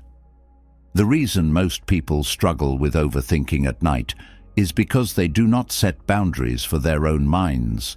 They let their thoughts wander aimlessly, giving them too much space, too much power, too much freedom to disrupt peace. The mind, when undisciplined, will attach itself to any worry, any fear, any doubt. It will amplify small concerns into great anxieties. But when the mind is trained, when it is put under control, when it is directed instead of obeyed, overthinking disappears. Epictetus taught that a thought only has power if it is believed. If the mind produces a fear, but that fear is ignored, it withers. If it creates doubt, but doubt is dismissed, it weakens. If it brings up regret, but regret is seen as useless, it fades. Most people do not suffer from real problems. They suffer from their belief in their thoughts. They do not question them. They accept them as truth. And because they do, they become trapped in an endless cycle of unnecessary thinking. This is why the Stoics did not let their minds run uncontrolled. They did not allow themselves to be swept away by every passing thought. They observed their thoughts without attachment. They watched them arise and fall, like clouds in the sky, never holding on to any single one. They decided what to keep and what to discard. This is the key to breaking free from overthinking. A person who is ruled by their mind will never find peace. They will chase thoughts endlessly, trying to solve imaginary problems, trying to create certainty where none exists. But the mind does not have to be an enemy. It can be trained, disciplined, controlled. It can be taught to focus only on what is useful and to ignore the rest. One of the most powerful Stoic techniques for avoiding overthinking is the practice of questioning thoughts. Just because a thought appears does not mean it is true. It does not mean it is worth attention. Most thoughts are reflexes, habits of the mind formed over years of repetition. They are not reality. They are not commands. They are simply noise. When a thought arises, it must be questioned. Does this thought serve me? Does it solve a real problem? Is it worth my attention? Or is it just another distraction? Most thoughts, when examined, are useless. They do not lead anywhere. They do not improve life. They do not solve real problems. They only create suffering. And if they are useless, they do not need to be followed. They do not need to be entertained. They do not need to be believed. This is how the Stoics mastered their minds. They did not try to stop thinking altogether. They simply chose what to think about and ignored everything else. At night, when overthinking begins, when the mind starts to race, when it fills itself with worries and doubts, this practice must be applied. The thoughts must be questioned, examined, filtered. If they serve no purpose, they must be left alone. If they do not lead to action, they must be ignored. If they do nothing but cause distress, they must be dismissed. The moment a person stops giving power to unnecessary thoughts, overthinking ends. Marcus Aurelius reminded himself daily that his mind was his own. He refused to be ruled by thoughts that did not serve him. He trained himself to let go of anything that did not improve his life. He did not waste energy fighting his mind. He simply stopped believing everything it produced. This is why the Stoics slept deeply. They did not carry unnecessary thoughts into the night. They did not let their minds control them. They did not give weight to worries that did not deserve attention. They understood that peace does not come from solving every thought, but from choosing which thoughts are worth solving. Overthinking is a habit, not a necessity. It is a mental pattern, not a reality. And like all habits, it can be broken. The person who learns to question their thoughts, to refuse unnecessary engagement, to direct their mind instead of being directed by it, that person finds peace. That person sleeps deeply. That person wakes up clear and focused.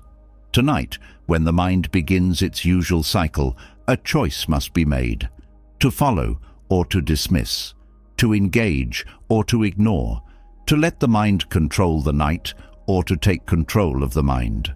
The Stoics made their choice. They chose clarity over chaos, and because of that, they were free. The mind does not stop working when the body rests. It does not pause, does not reset, does not erase the thoughts, emotions, and experiences gathered throughout the day. It continues, processing, reorganizing, making sense of everything absorbed while awake. Those who train their minds to be disciplined in waking hours do not just benefit during the day, they shape the very landscape of their subconscious. They sleep lighter, dream clearer, and wake up with a mind that is not burdened by confusion. Those who allow their thoughts to remain chaotic, however, carry that same disorder into sleep. Their minds do not rest, their dreams become fragmented, and they wake up just as mentally exhausted as when they lay down. The Stoics understood that sleep is not just about physical recovery, it is about mental refinement. The way the mind is trained determines what happens in unconscious hours. A person who spends their day in a state of discipline, clarity, and reason does not suddenly fall into disorder when they sleep. Their mind continues in the same manner, reinforcing what was practiced while awake. But a person who allows their emotions to rule them, who lets their thoughts run uncontrolled, who reacts rather than responds, will find their subconscious just as undisciplined as their waking mind. Most people assume dreams are random. They believe they are meaningless, uncontrollable, a mere side effect of sleep. But the Stoics saw the mind as something that could be shaped, and that shaping did not stop when the eyes closed. If thoughts could be controlled during the day, if emotions could be mastered, if reactions could be measured, then what reason was there to believe that the subconscious could not be influenced in the same way? If the mind is a garden, then dreams are the wild growth that comes from whatever is planted in it. The person who fills their day with unnecessary worry, distraction, and indulgence will find their dreams reflect the same chaos. The person who spends their waking hours refining their mind, purging useless thoughts, and strengthening their reason will see the effects even in their sleep. Marcus Aurelius, in his Meditations, often wrote about the connection between thoughts and the subconscious. He understood that whatever the mind is trained to focus on during the day will not disappear at night. If a person feeds their mind with virtue, self-discipline, and wisdom, their subconscious will continue reinforcing these ideas. But if they allow themselves to be dominated by fear, impulse, and external distractions, their dreams will reflect the same lack of control. This is why many people wake up feeling as if they have fought battles in their sleep, as if their minds have spent the night working against them rather than restoring them. They do not realize that their daytime habits determine the quality of their unconscious thoughts. Seneca believed that dreams were a reflection of a person's true mental state, not the version of themselves they presented to the world, not the persona they carefully crafted, but the raw, unfiltered result of their inner world. A mind that is conflicted will produce troubled dreams. A mind that is at peace will create clarity, even in sleep. He did not see dreams as something mystical or prophetic, but as a mirror held up to the subconscious. If dreams were restless, it was a sign that something in the waking mind needed to be corrected. If they were disturbed, it meant emotions were not being properly handled. If they were meaningless and fragmented, it meant the mind was unfocused even while awake. Epictetus taught that a person who trains themselves in discipline during the day will not lose that discipline at night. They will dream as they live, with control, with order, with purpose. The mind will continue processing what it has been given. If it has been given nothing but distractions, indulgences, and anxieties, that is what will dominate sleep. But if it has been given stillness, self-examination, and strength, then even in dreams, those qualities will persist. Most people do not consider what they bring into sleep. They consume information late into the night, let their minds be filled with nonsense, entertain thoughts that serve no purpose, and then they wonder why their dreams feel restless. They don't understand that sleep does not cleanse the mind of what has been put into it. It reflects it. The body may shut down for rest, but the mind does not erase itself. It continues, carrying forward whatever has been fed into it. If a person fills their thoughts with unnecessary fears, those fears do not stay behind when they fall asleep. They follow them. If a person allows their mind to be chaotic during the day, that chaos does not stop just because the body is at rest. The Stoics knew that mental discipline does not stop when the eyes close. It is a lifelong practice, carried even into the unconscious.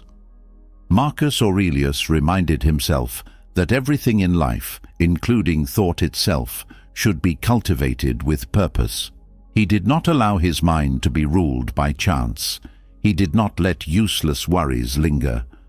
He directed his thinking with precision, and because he did so, even in sleep, his mind remained trained. He did not wake up feeling disconnected, as if his mind had worked against him all night. He woke up with clarity because his mind had been trained to remain clear.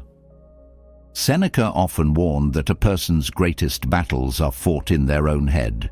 This does not stop when sleep begins. The fears, the doubts, the regrets, they follow a person into unconsciousness. This is why the Stoics trained themselves not to carry unnecessary thoughts. They did not let their minds fill with useless distractions. They did not allow unresolved emotions to fester. They ended each day with mental discipline, ensuring that nothing unnecessary remained. Dreams, to the Stoics, were not mystical visions, but mental echoes. They revealed what had not been settled. They exposed what had been ignored. They forced the mind to confront what had been pushed away. A person who has spent the day in distraction, in avoidance, in indulgence, will find that their dreams remind them of what they have been running from.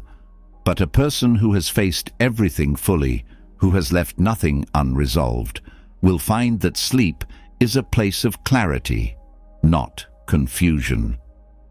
Most people wake up feeling exhausted because they do not realize their minds have been fighting themselves all night. They allow overthinking, fear, and regret to dominate their waking hours, and they assume these things will disappear when they sleep. But they do not disappear. They linger, grow, take new shapes, and they create a restless night, a night filled with unclear dreams, a night that does not restore but drains. The solution is not to control dreams themselves, but to control the waking mind. A person who disciplines their thoughts during the day does not have to worry about what will happen in sleep. Their mind has already been trained. It will not turn against them in the night because it has already been set on the right path. Before sleep, the mind must be cleared, refined, and put into order. Thoughts that serve no purpose must be dismissed. Emotions that linger must be understood and released. Unresolved conflicts must not be carried forward. A person who masters their waking thoughts will find that their dreams follow the same discipline. The subconscious is not separate from the conscious mind. It is a continuation of it. A person who allows themselves to be ruled by impulse, distraction, and anxiety while awake will find that their dreams reflect the same lack of control. But the person who practices self-mastery does not suffer this way. They sleep deeply. They dream clearly. They wake up with their minds unburdened, ready to face the day with strength, because even in sleep, they remain in control. The mind is not designed to hold everything. It cannot carry every thought, process every worry, or hold on to every piece of information collected throughout the day without consequence. The more it tries to do so, the heavier it becomes, the slower it functions, the more restless it feels. The reason most people struggle to sleep is not because their bodies are tired. It is because their minds are overcrowded. Sleep is not just a physical process. It is a mental surrender. The mind must be willing to let go before the body can fully rest. But most people bring too much with them into the night. They lie in bed with thoughts stacked on top of each other, emotions unresolved, and distractions fighting for attention. They treat their minds like storage units, filled with things they refuse to discard. And then they wonder why they wake up exhausted. They assume rest is simply about closing their eyes, but the mind does not shut down just because the body does. If it is filled with clutter, it will continue working, sorting through unnecessary thoughts, replaying useless details, and holding on to mental baggage that should have been left behind. The Stoics understood that the mind, like a room, must be kept in order. It cannot be filled endlessly with every concern, every regret, every irrelevant detail without eventually becoming suffocated. Clarity requires space, and space requires intentional removal.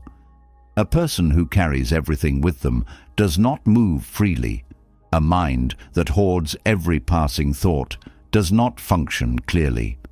Marcus Aurelius saw the importance of mental minimalism long before modern psychology recognized the effects of cognitive overload. He wrote about the need to strip away what is unnecessary, to focus only on what matters, to remove what distracts, and to leave the mind uncluttered. He did not waste time entertaining every thought that appeared. He understood that not every idea, not every problem, not every memory deserved his attention. If something was outside his control, it was dismissed. If it served no purpose, it was let go. He treated his mind the way a craftsman treats his tools, with care, with precision, and with discipline. Most people do the opposite. They let their minds become crowded with excess. They dwell on conversations long after they have ended. They obsess over things they cannot change. They collect stress, worries, and predictions about the future, treating every thought as if it deserves to be kept. But just as a cluttered space creates physical stress, a cluttered mind creates mental exhaustion. Seneca compared the mind to a ship weighed down by too much cargo. A ship that carries only what is necessary moves swiftly, efficiently, without unnecessary struggle. But a ship overloaded with useless weight becomes slow, difficult to steer, vulnerable to sinking. The mind is no different. If it is not cleared before sleep, it drags unnecessary baggage into the night. It does not rest. It wrestles with its own excess. Epictetus believed that most suffering is self-imposed, not because people enjoy suffering, but because they refuse to remove what causes it. They hold on to every thought, react to every worry, entertain every doubt. They do not question whether something belongs in their mind or whether it should be discarded. And so they become weighed down by things that should have been let go long ago. This is why decluttering the mind before sleep is necessary. It is not a luxury. It is not optional. It is essential for true rest. The mind must be emptied of what does not serve it, freed from unnecessary burdens, and prepared for the stillness of sleep. This is not done passively. It is done with deliberate action. One of the most effective Stoic techniques for mental minimalism is the practice of release. Before bed, thoughts must be sorted. What is worth keeping? What is worth ignoring? What serves no purpose? Most people do not realize they have the ability to let go of thoughts at will. They believe that because a thought appears, it must be followed. But the Stoics knew this was false. A thought only stays if it is entertained. A worry only lingers if it is fed. A regret only grows if it is given attention. Marcus Aurelius reminded himself that most thoughts are nothing more than passing clouds. They appear, they drift, they disappear. The only difference is whether they are allowed to stay. A disciplined mind does not cling. It does not hold on to what is unnecessary. It does not let distractions build. It observes, sorts, and removes. Seneca believed that the best way to clear the mind before sleep was to write things down. He did not allow thoughts to remain tangled in his mind. He put them onto paper, where they could be seen clearly. If a thought was worth revisiting, it could be dealt with in the morning. If it was useless, it was discarded, but it was not left to linger in the subconscious, disturbing rest. Epictetus took a different approach. He mentally dismissed what did not matter. He practiced asking himself whether a thought deserved his attention. If it did not, he refused to entertain it. He did not let his mind become a storage place for useless concerns. He understood that mental clutter is a choice. Most people allow their minds to be ruled by noise. They believe they are at the mercy of their thoughts. They do not realize they have the power to remove what does not belong. But just as a person can clean a physical space, they can clean their minds.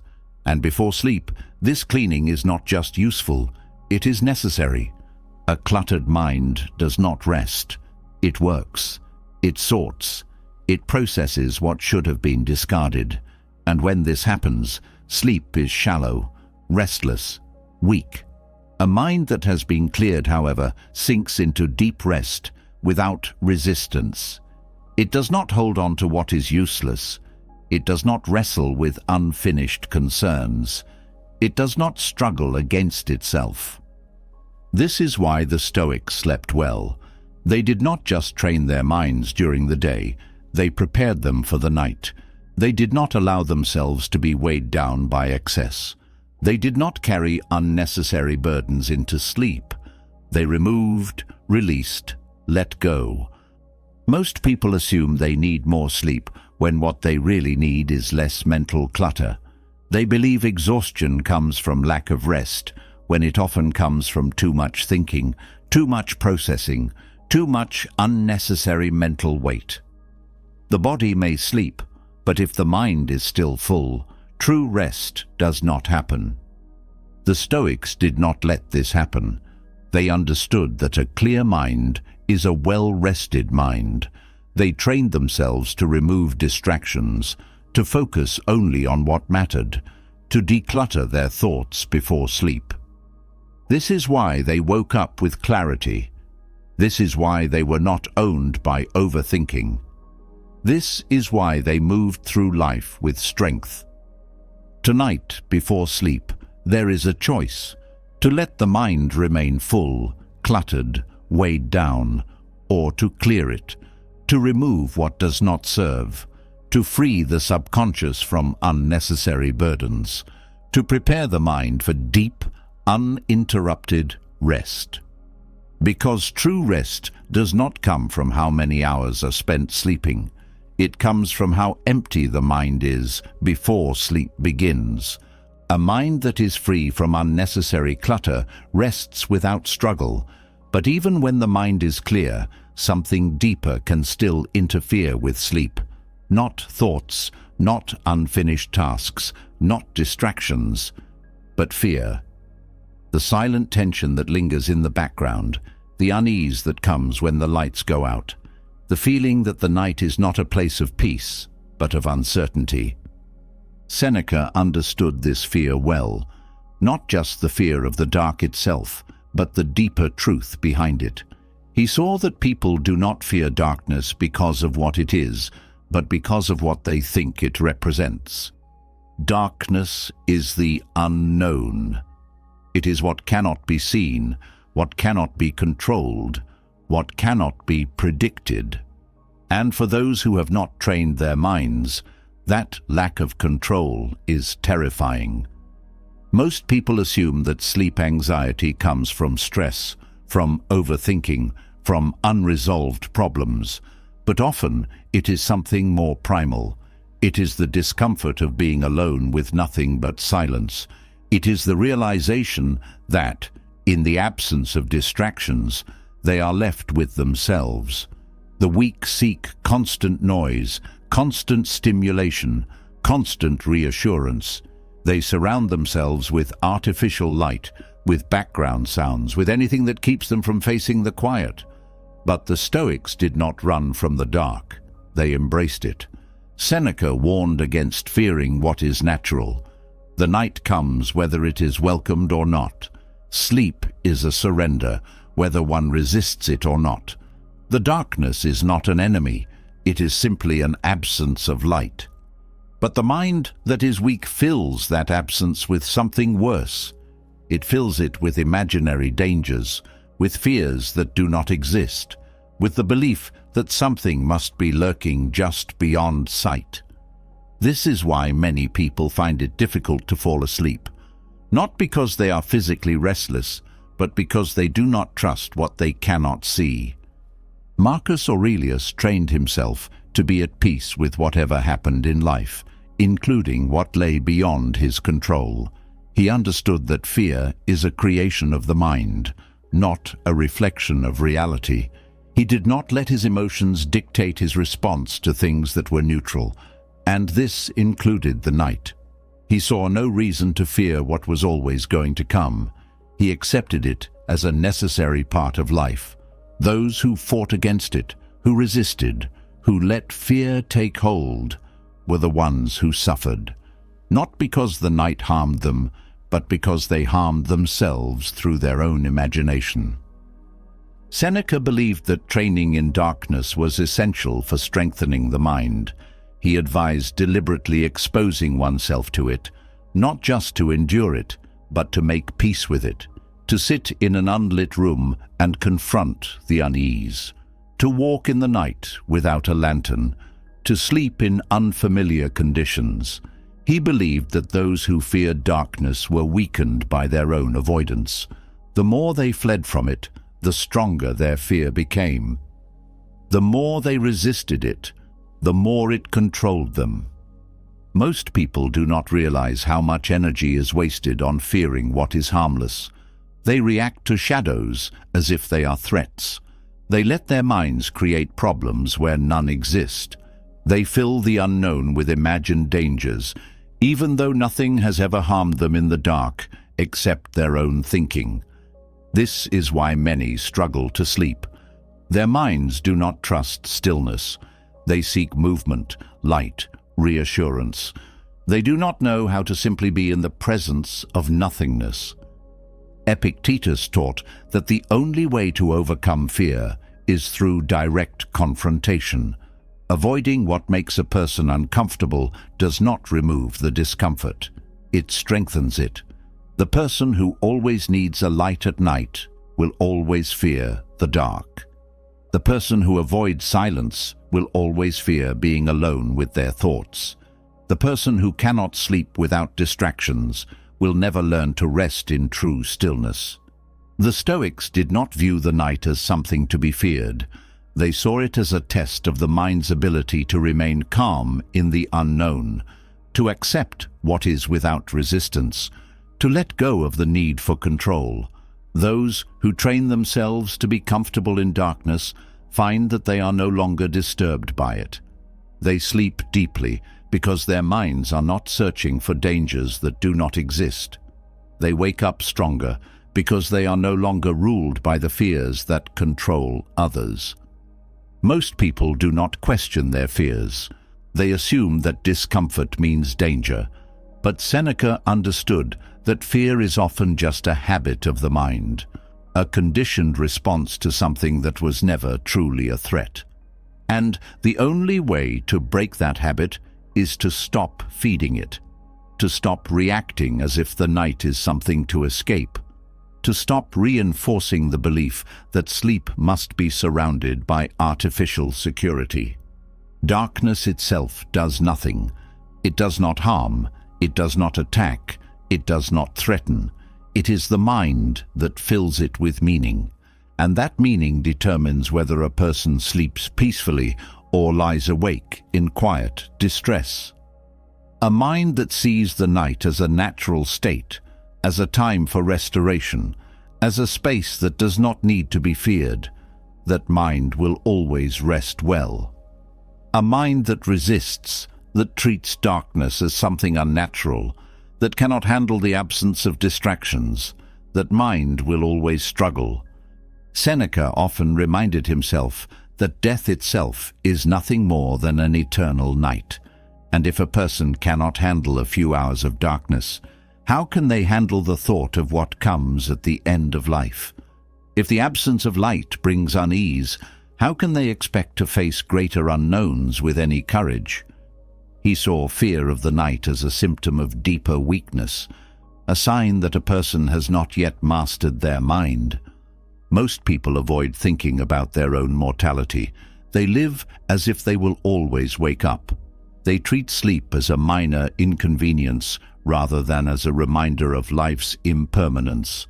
But the Stoics saw it differently. They saw sleep as a nightly rehearsal for the final sleep. And if a person could learn to surrender to it without fear, they would be one step closer to mastering their fear of death itself. This is why training the mind to embrace darkness is essential. It is not just about sleep. It is about overcoming the habit of fear. It is about proving that the unknown does not have to be a source of anxiety. It is about learning to rest without resistance, to let go of control, to trust that nothing needs to be controlled at all. A person who trains themselves to rest in the dark does not just sleep better, they live better. They do not fear uncertainty in life because they have already faced it in the night. They do not resist change because they have already learned to let go in sleep. They do not cling to false security because they have already proven to themselves that they do not need it. Tonight, when the lights go out, when the silence settles in, there is a choice: to resist or to accept, to fear or to embrace, to remain trapped by an illusion or to finally break free. The Stoics made their choice long ago. And because they did, they slept deeply. They woke up fearless. They moved through life unshaken. And they understood a truth that most people never will. The night is not the enemy. Fear is. Fear is an undisciplined mind running wild.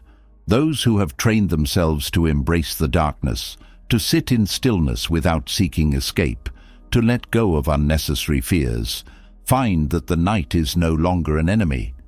But mastering fear is not enough. Mastering sleep itself requires discipline. It is not something that happens by chance, not something that can be forced or avoided. It is a process that, like all things in life, must be cultivated with consistency and order. The weak treat sleep as a luxury, something that happens whenever it happens, something they either chase desperately or ignore recklessly. They stay awake too long, indulge in distractions, sabotage their own ability to rest, and then wonder why they wake up feeling drained. They fail to see that without structure, the mind remains restless. Without order, the body does not trust the night. They believe they can ignore the natural rhythms of life and still function at their best. But the Stoics knew better. They understood that discipline does not end when the eyes close. It extends into every part of life, including the moment a person lays their head down to sleep. Seneca saw routine as a form of mental training. A person who sets a consistent bedtime does not just improve sleep. They strengthen their ability to control themselves. They prove that they are not ruled by impulses, not driven by distractions, not dependent on chaotic habits that leave them weak. The ability to sleep at the right time, to wake at the right time, to structure one's night with as much discipline as the day. This is the mark of a mind that is in control. Most people sabotage themselves before they even step into bed. They overstimulate their minds with endless distractions, fill their nights with noise, push sleep later and later, as if it is optional. They do not realize that by ignoring order, they invite disorder. and disorder breeds exhaustion. A person who does not control their nights cannot expect to control their mornings. A person who does not set boundaries with themselves cannot expect their mind to function optimally. Marcus Aurelius did not waste time fighting against his body's natural need for rest. He did not stay awake beyond reason, nor did he indulge in sleep beyond necessity. He found balance. He followed a rhythm that kept his mind sharp, his body strong, his decisions clear. He knew that consistency creates stability, and stability creates power. A person who sleeps at random times, who allows impulse to dictate when they rest and when they rise, is no different from a person who wanders through life aimlessly. Epictetus saw sleep as an opportunity to reset the mind, but that reset only happens when sleep is respected. A mind that sleeps too late, that wakes up inconsistently, that does not train itself into a pattern, does not truly rest. It lingers in a half state, never fully restored, never fully prepared, never truly sharp. The person who lacks discipline in their sleep lacks discipline in their thoughts. And the person who lacks discipline in their thoughts lacks discipline in their actions. The body thrives on order. It does not respond well to unpredictability. A person who wakes up at different times every day, who lets their nights be dictated by impulse, who does not create structure, forces their body into confusion. The mind does not know when to shut down, when to repair, when to prepare for the next day. And the result is a constant state of fatigue, the illusion of rest without the benefits of real recovery. Seneca believed that the first and last moments of the day determined the strength of everything in between. The way a person enters sleep shapes the way they wake up. The way they wake up shapes the way they move through life. If the night is chaotic, the morning will be as well. If sleep is inconsistent, focus will be inconsistent. If bedtime is treated as an afterthought, discipline in all areas will suffer. Most people assume that success in life comes from action alone, but the Stoics knew that how a person rests is just as important as how they work. The ability to function at a high level, to think clearly, to make strong decisions, to remain emotionally steady. All of it is dependent on how well the body and mind are restored at night. And that restoration only happens when it is done with discipline. The weak complain about feeling exhausted while doing nothing to prevent it. They wonder why they cannot focus while living without structure. They treat sleep as something separate from life, rather than a foundation for everything else. But the disciplined know that how one does anything is how one does everything. If sleep is treated carelessly, life will be lived carelessly. If the night is not controlled, the day will not be either. Marcus Aurelius understood that discipline in sleep was no different from discipline in thought, action, and emotion. A person who can commit to a structured bedtime can commit to a structured life. The ability to follow through, to create consistency, to build strong habits is tested every night. If a person cannot even control when they go to bed, how can they control anything else? Seneca saw late nights filled with meaningless distractions as a sign of weakness, not because staying up is inherently bad, but because it often reflects a lack of control. A person who constantly sacrifices rest for entertainment, who refuses to set limits, who treats their own well-being as secondary to temporary pleasures, is not in command of their own life.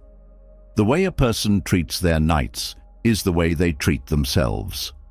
Those who respect themselves follow routines that strengthen them. Those who neglect themselves live as if their energy is infinite, as if their mind does not need structure, as if they can endlessly delay self-care without consequences. Epictetus believed that self-discipline is a form of freedom.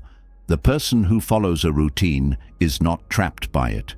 They are free from fatigue, free from sluggishness, free from the chaotic effects of poor sleep. The one who ignores routine, who follows impulse, who sleeps when they feel like it rather than when they should, is not free. They are a slave to exhaustion, a prisoner of inconsistency, a victim of their own lack of control. Most people avoid structure because they see it as restrictive.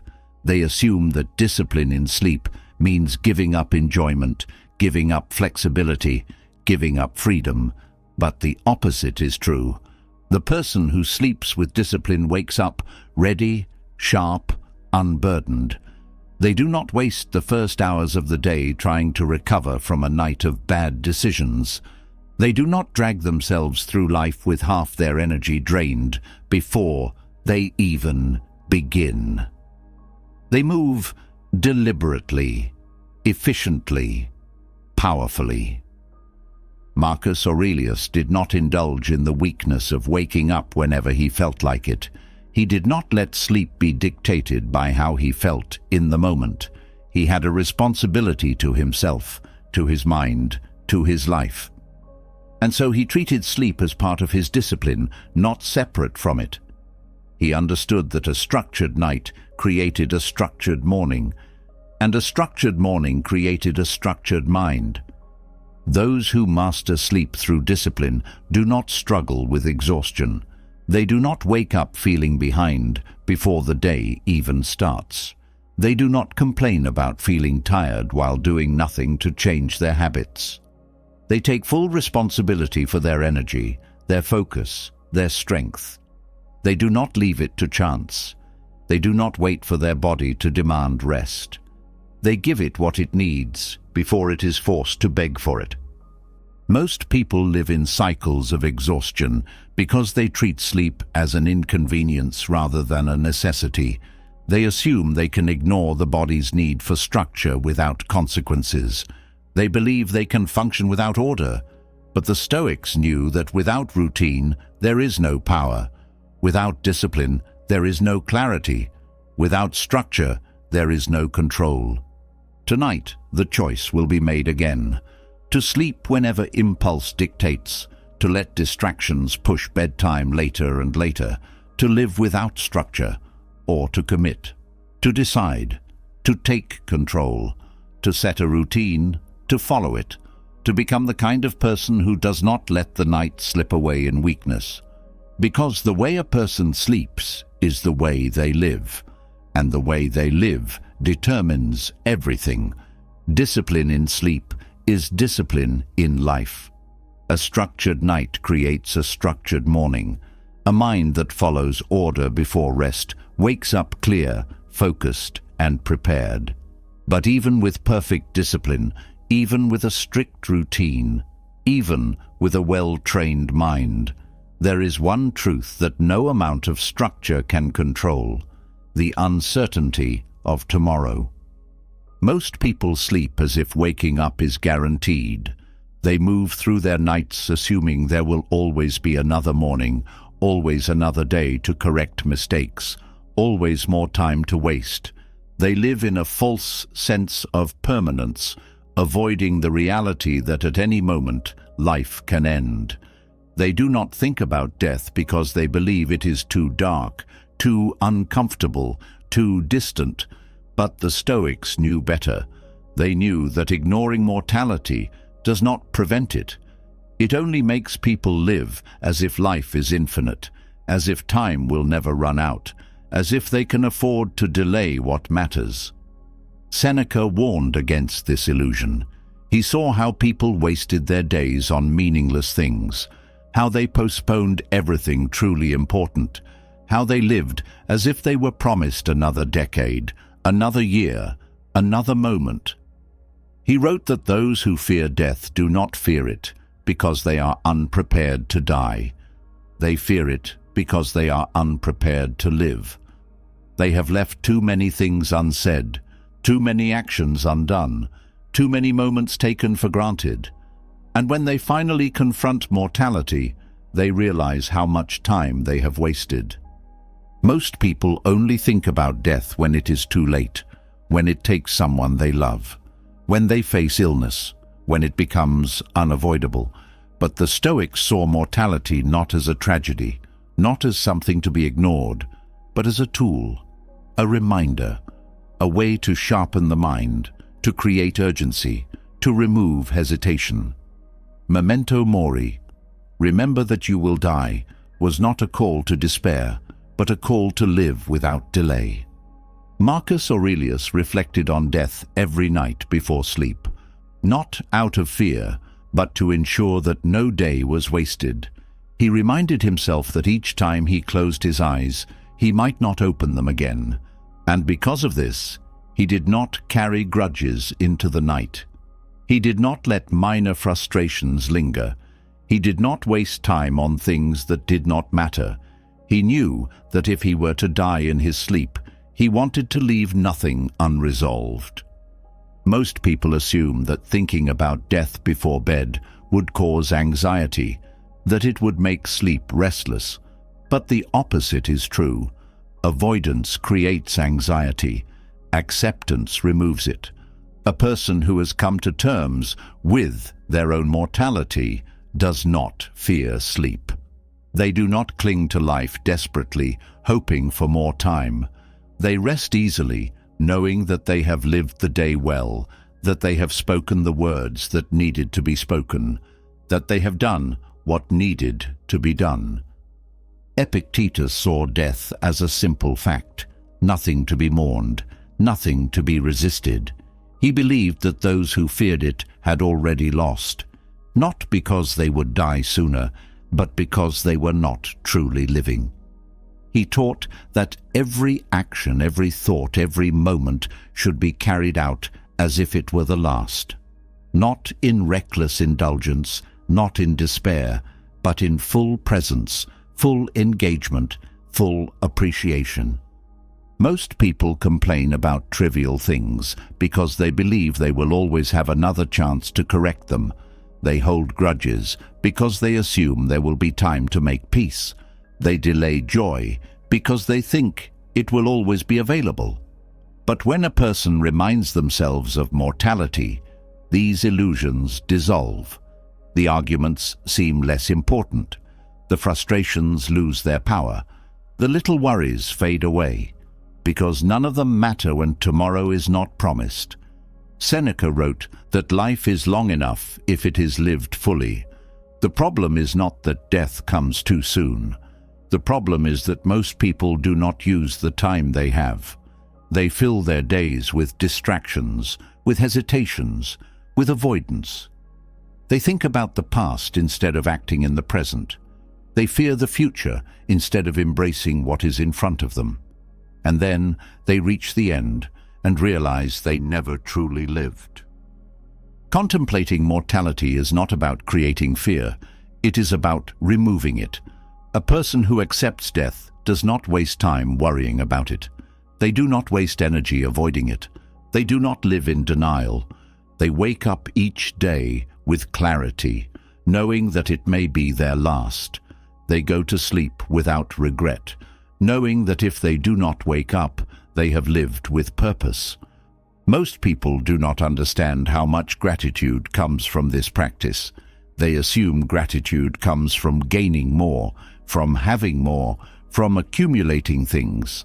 But the deepest gratitude comes from realizing that everything is temporary, that every breath is a gift, that every moment is fragile, that life is not owed, but given. Marcus Aurelius did not let himself become attached to life as if it was something permanent. He loved, he worked, he led, but he did not assume that any of it would last. He did not complain when things changed, when people left, when moments passed. He understood that to hold on to anything too tightly is to suffer. The only way to truly appreciate life is to know that it can be taken at any time. Most people sleep without thinking, without reflecting, without reviewing the day. They assume they will wake up and have another chance. But the Stoics did not take that risk. They ended each day with awareness. They reviewed their choices. They settled their minds. They ensured that if death came in the night, they would not meet it with regret. Seneca believed that preparing for death is the only way to live well. Those who ignore it waste their time. Those who accept it use every moment wisely. They do not hesitate. They do not procrastinate. They do not live half-heartedly. They commit fully. Most people waste years waiting for the right time. They assume they will have more chances, more opportunities, more moments to say what needs to be said. But the truth is, life is always uncertain. There is no guarantee of another conversation, another hug, another sunrise. This is why the Stoics trained themselves to never leave anything unfinished, to speak what needs to be spoken, to love without hesitation, to act without delay. Marcus Aurelius reminded himself daily that he would die, but he did not know when, and because of this, he did not leave kindness unspoken. He did not allow bitterness to linger. He did not waste time chasing things that did not matter. He did not live as if he had forever. He lived as if every day was his last opportunity to be the man he wanted to be.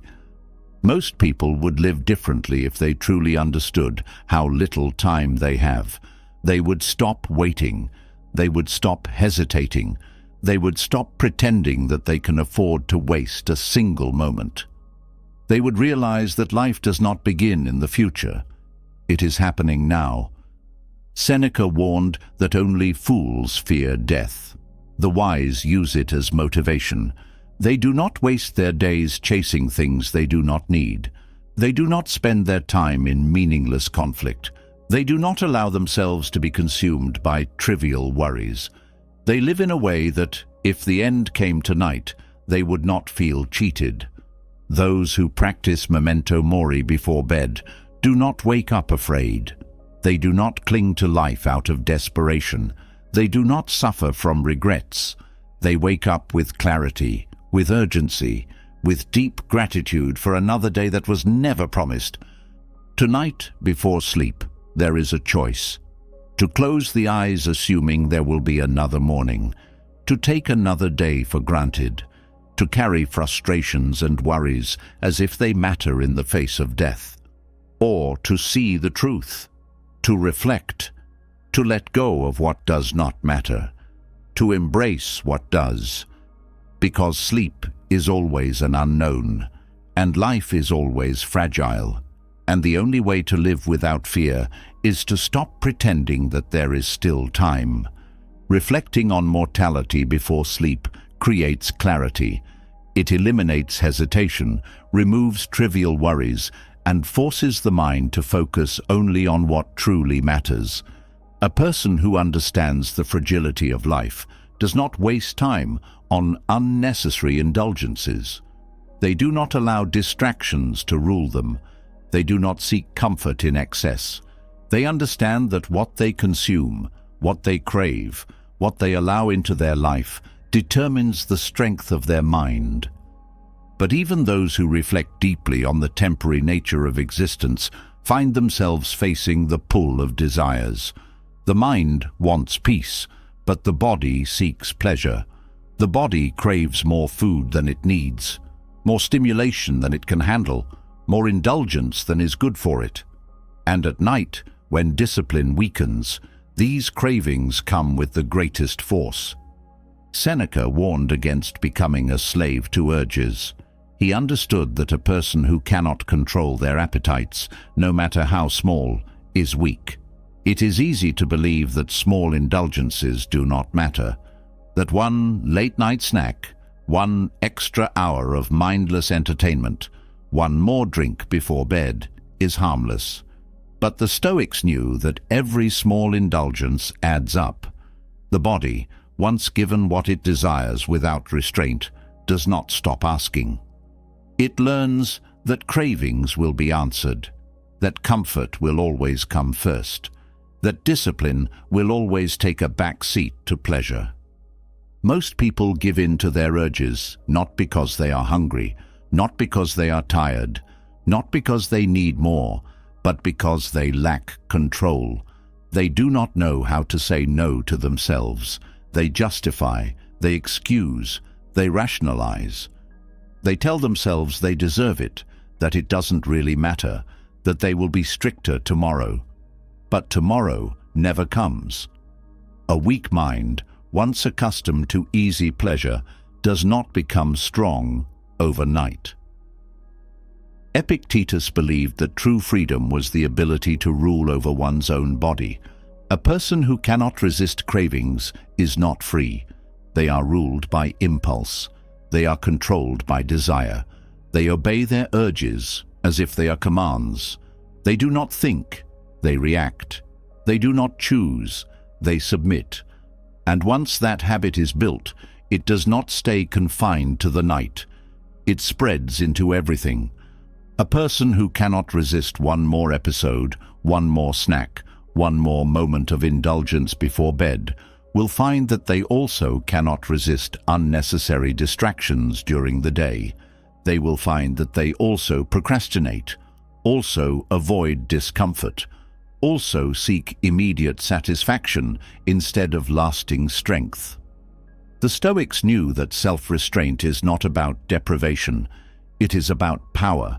It is about proving every single day that the body does not rule the mind. Most people believe their cravings are too strong to resist. They assume they are helpless against the pull of indulgence. But the truth is that cravings only have power when they are given attention. When a person fixates on a desire, when they tell themselves they are being deprived, when they focus on the difficulty of resistance, they make the craving stronger. But when a person sees cravings as nothing more than passing impulses, they lose their power. Marcus Aurelius understood this deeply. He trained himself to separate what he wanted from what he needed. He reminded himself that desires are not real problems. Hunger, in most cases, is not true hunger. The body is not suffering without a late-night indulgence. The mind simply wants comfort. And comfort is not what makes a person strong. Seneca believed that denying pleasure is not suffering, it is training. When a person resists unnecessary cravings, they are not depriving themselves. They are exercising control. They are proving in small ways that their will is stronger than their impulses. They are building the ability to say no, to stop, to control themselves in moments when others would give in. Most people do not train themselves in self-restraint. They assume that strength means resisting only the big temptations, major failures, extreme indulgences, dangerous impulses. But true strength is built in the small moments. In the decision to avoid unnecessary food before bed. In the refusal to give in to mindless entertainment at night. In the choice to go to sleep at the right time rather than extending the night out of weakness. Epictetus saw self-discipline as a muscle. If it is not used, it weakens. If it is not trained, it deteriorates. A person who allows themselves to indulge in small ways, night after night, will find that when a real test of restraint comes, they are already defeated. They will have no strength to resist because they have never built it. Most people assume that cravings are signals from the body that must be answered, but this is false. The body does not need constant indulgence. It does not need to be fed at all hours. It does not require entertainment every second. It does not need to be soothed every time it feels discomfort. It is the mind that creates this belief. It is the habit of indulgence that convinces a person they cannot function without pleasure. Marcus Aurelius did not let himself fall into this trap. He trained himself to be content with less. He reminded himself that satisfaction does not come from excess, but from strength. He understood that cravings are nothing more than distractions, ways the mind tries to avoid stillness, ways the body tries to cling to comfort. But comfort is the enemy of progress, and the more a person gives into it, the weaker they become. Seneca warned that a person who always satisfies their cravings will never be satisfied. The more they give in, the more they want. The body learns to expect indulgence, and when it does not receive it, it suffers. Not because it truly needs anything, but because it has been trained to depend on pleasure. This is why most people struggle with sleep. Not because they are incapable of resting, but because they have conditioned themselves to always want more. More food, more entertainment, more stimulation. They have not taught themselves how to stop. Epictetus believed that true peace comes not from having everything one wants, but from wanting less. A person who does not need to eat before bed, who does not need constant distraction, who does not feel the urge to indulge in comfort. That person is truly free. They do not suffer from cravings because they have nothing to crave.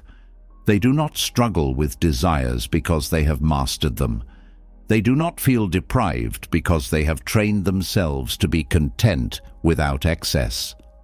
Most people do not reach this level of control because they never test themselves. They never push back against their own desires. They never see their cravings as something to be eliminated rather than obeyed. They assume they must always answer what their body wants.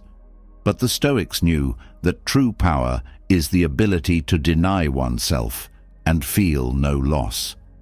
Seneca practiced fasting, not because he had to, but because he wanted to prove to himself that he could. He denied himself luxuries, not because they were bad, but because he wanted to train his mind not to depend on them. He slept on the floor, not because he had no bed, but because he wanted to remind himself that comfort was not necessary for survival. He refused unnecessary indulgences, not because he despised pleasure, but because he refused to let pleasure rule him. Most people allow their cravings to dictate their actions. They feel hunger, so they eat. They feel boredom, so they entertain themselves. They feel restless, so they seek comfort. But a person who controls themselves in the small things will never be controlled by the big ones. A person who does not need food at night does not need excess during the day. A person who does not require entertainment at all hours does not waste their time in distraction. A person who does not chase comfort is not afraid of hardship.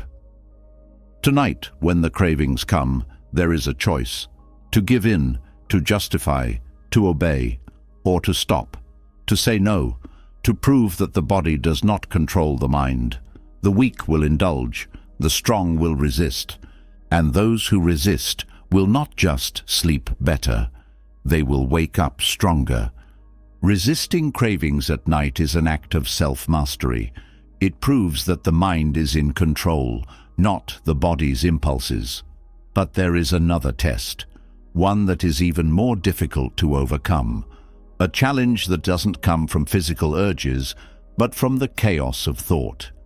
Even those who have conquered indulgence can still find themselves lying awake, minds racing, unable to stop the endless flood of worries, regrets, and uncertainties. Most people believe that stress is unavoidable.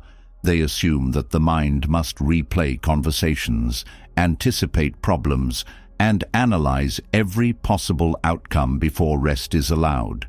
They do not realize that worry is not a condition of life. It is a failure of control. They allow themselves to be dragged into thoughts they cannot stop, pulled into problems they cannot solve, trapped in cycles that serve no purpose. But the Stoics didn't accept this weakness. They trained themselves to recognize the only division that matters, the separation between what is within control and what is not. Epictetus taught that suffering does not come from events themselves, but from the mind's response to them. A person who loses sleep over what they cannot change is not just wasting energy. They are making themselves weaker. They are giving power to things that do not deserve it. They are allowing the outside world to rule their inner peace. And when this becomes a habit, sleep is no longer rest. It becomes a battlefield. Marcus Aurelius understood that control is an illusion. No person, no matter how powerful, can dictate how the world unfolds. He knew that most of what people worry about is not theirs to command. They cannot stop the past from unfolding as it did. They cannot force the future into shape. They cannot make people act differently than they choose to. But they can control their own thoughts. They can decide where to place their attention, what to focus on, what to release. Most people do not make this distinction. They treat all thoughts as equal. They worry about things that cannot be changed with the same intensity as things that require action. They allow themselves to be emotionally consumed by events far beyond their reach. They stay up at night replaying mistakes, predicting failures, fearing possibilities that may never happen. They do not ask whether any of these thoughts are useful. They simply follow them, as if they have no choice. Seneca warned that the majority of human suffering comes from imaginary fears. People do not suffer from reality. They suffer from what they think might happen. They invent futures that do not exist. They torture themselves with outcomes they may never face. And in doing so, they ruin the present. A person who loses sleep over what has not happened is a person who has given up control. They have surrendered their peace to the unknown. The Stoics refused to live this way. They understood that the first step to mental freedom is recognizing what belongs to them and what does not. They did not waste time on what could not be changed. They did not allow the past to steal the present. They did not let the mind spiral into a future that did not yet exist. They focused only on what was within their hands. Most people assume that control means changing external events, but true control is mastering one's own response. The person who stays up at night worrying about what others think, about decisions that cannot be reversed, about outcomes that are already set in motion, is a person who has not yet understood this principle. They suffer because they have not yet accepted reality. Epictetus believed that acceptance is the foundation of peace, not passive surrender, not weakness, but an unshakable understanding of limits. A person who accepts what they cannot change does not waste energy resisting it. They do not replay moments that cannot be undone. They do not spend hours fearing things that are out of reach. They focus only on what can be acted upon, and they release everything else. Most people struggle with sleep because they believe they must fix everything before they rest. They assume that if they do not solve every problem, if they do not resolve every thought, if they do not prepare for every possibility, they will not be ready for what comes next. But this is a lie the mind tells itself. Sleep does not require certainty. It does not require every loose end to be tied. It only requires the ability to let go of what does not belong to you. Marcus Aurelius reminded himself daily that his time was limited. He did not allow himself to spend precious hours lost in thought over things that could not be changed. He did not let the actions of others disturb his mind. He didn't cling to memories of failure or fear of the unknown. He trained himself every night to release what was not his to carry, and because of this, he slept without disturbance. Seneca warned that most anxiety is unnecessary. People assume that worry is productive, that thinking about a problem over and over will lead to a solution. But this is not how the mind works. Overthinking does not create answers, it creates exhaustion. It does not bring clarity, it creates confusion. The Stoics understood that the only way to free the mind is to discipline it, to stop chasing thoughts that lead nowhere, to stop feeding fears that have no purpose, to stop believing that stress is useful. Most people go to bed with their minds full of things they cannot change. They hold on to every regret, every unsolved issue, every uncertainty, and then they wonder why they cannot sleep. They do not realize that peace is a choice. It is the choice to release, the choice to focus only on what matters, the choice to separate what can be acted upon from what must simply be accepted. Epictetus believed that the mind should be trained like an athlete's body. A strong mind does not give in to useless thoughts. It does not entertain distractions. It does not waste energy resisting the inevitable. It is disciplined, focused, steady. It chooses what to engage with and ignores everything else. Most people are ruled by their thoughts. They do not believe they have the ability to control where their attention goes. They assume that if a worry appears, it must be followed. But the Stoics saw this as weakness. A person who follows every fear, every regret, every what-if, is not in command of their own mind. They are a prisoner to their own lack of discipline. Marcus Aurelius did not let his mind wander unchecked. He did not let stress take root. He did not allow himself to dwell on the past or fear the future. He reminded himself every night that he was not in control of everything. And because of this, he did not suffer over what was outside of his hands.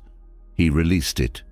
He let it go. Most people struggle with sleep, not because they have too many problems, but because they refuse to release what does not belong to them. They think about things they cannot fix. They worry about people they cannot change. They fear outcomes they cannot prevent. And they exhaust themselves fighting battles that were never theirs to fight. The Stoics mastered the ability to separate their minds from what did not serve them. They did not carry unnecessary burdens. They did not stay awake trying to control the uncontrollable.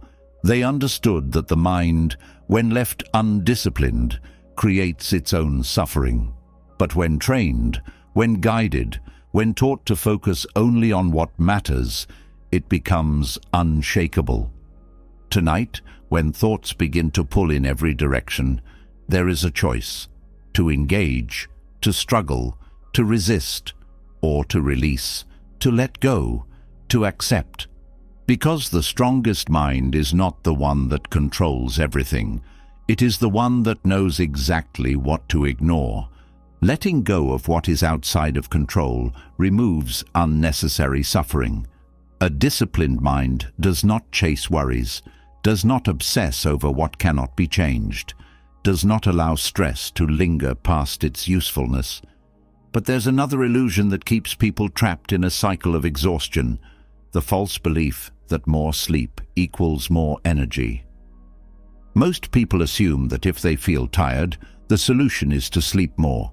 They believe that if they are unmotivated, if they lack focus, if they wake up sluggish, the answer is always more rest. But the Stoics knew this was a lie. They understood that rest is not about quantity, it is about quality. They did not indulge in excess sleep, did not view it as an escape, did not let themselves believe that fatigue could be cured by simply staying in bed longer. They saw sleep as a tool, not an addiction. Marcus Aurelius, despite ruling an empire, did not waste time in bed. He did not convince himself that he needed more hours to function. He did not allow himself to linger in comfort while there was work to be done. He reminded himself daily that life is short and time is the most valuable resource. He trained himself to wake early, to begin the day with purpose, to move with urgency rather than hesitation. He knew that the body will always want more rest, but the mind must decide when enough is enough. Most people sleep longer than they need because they have trained their bodies to expect it.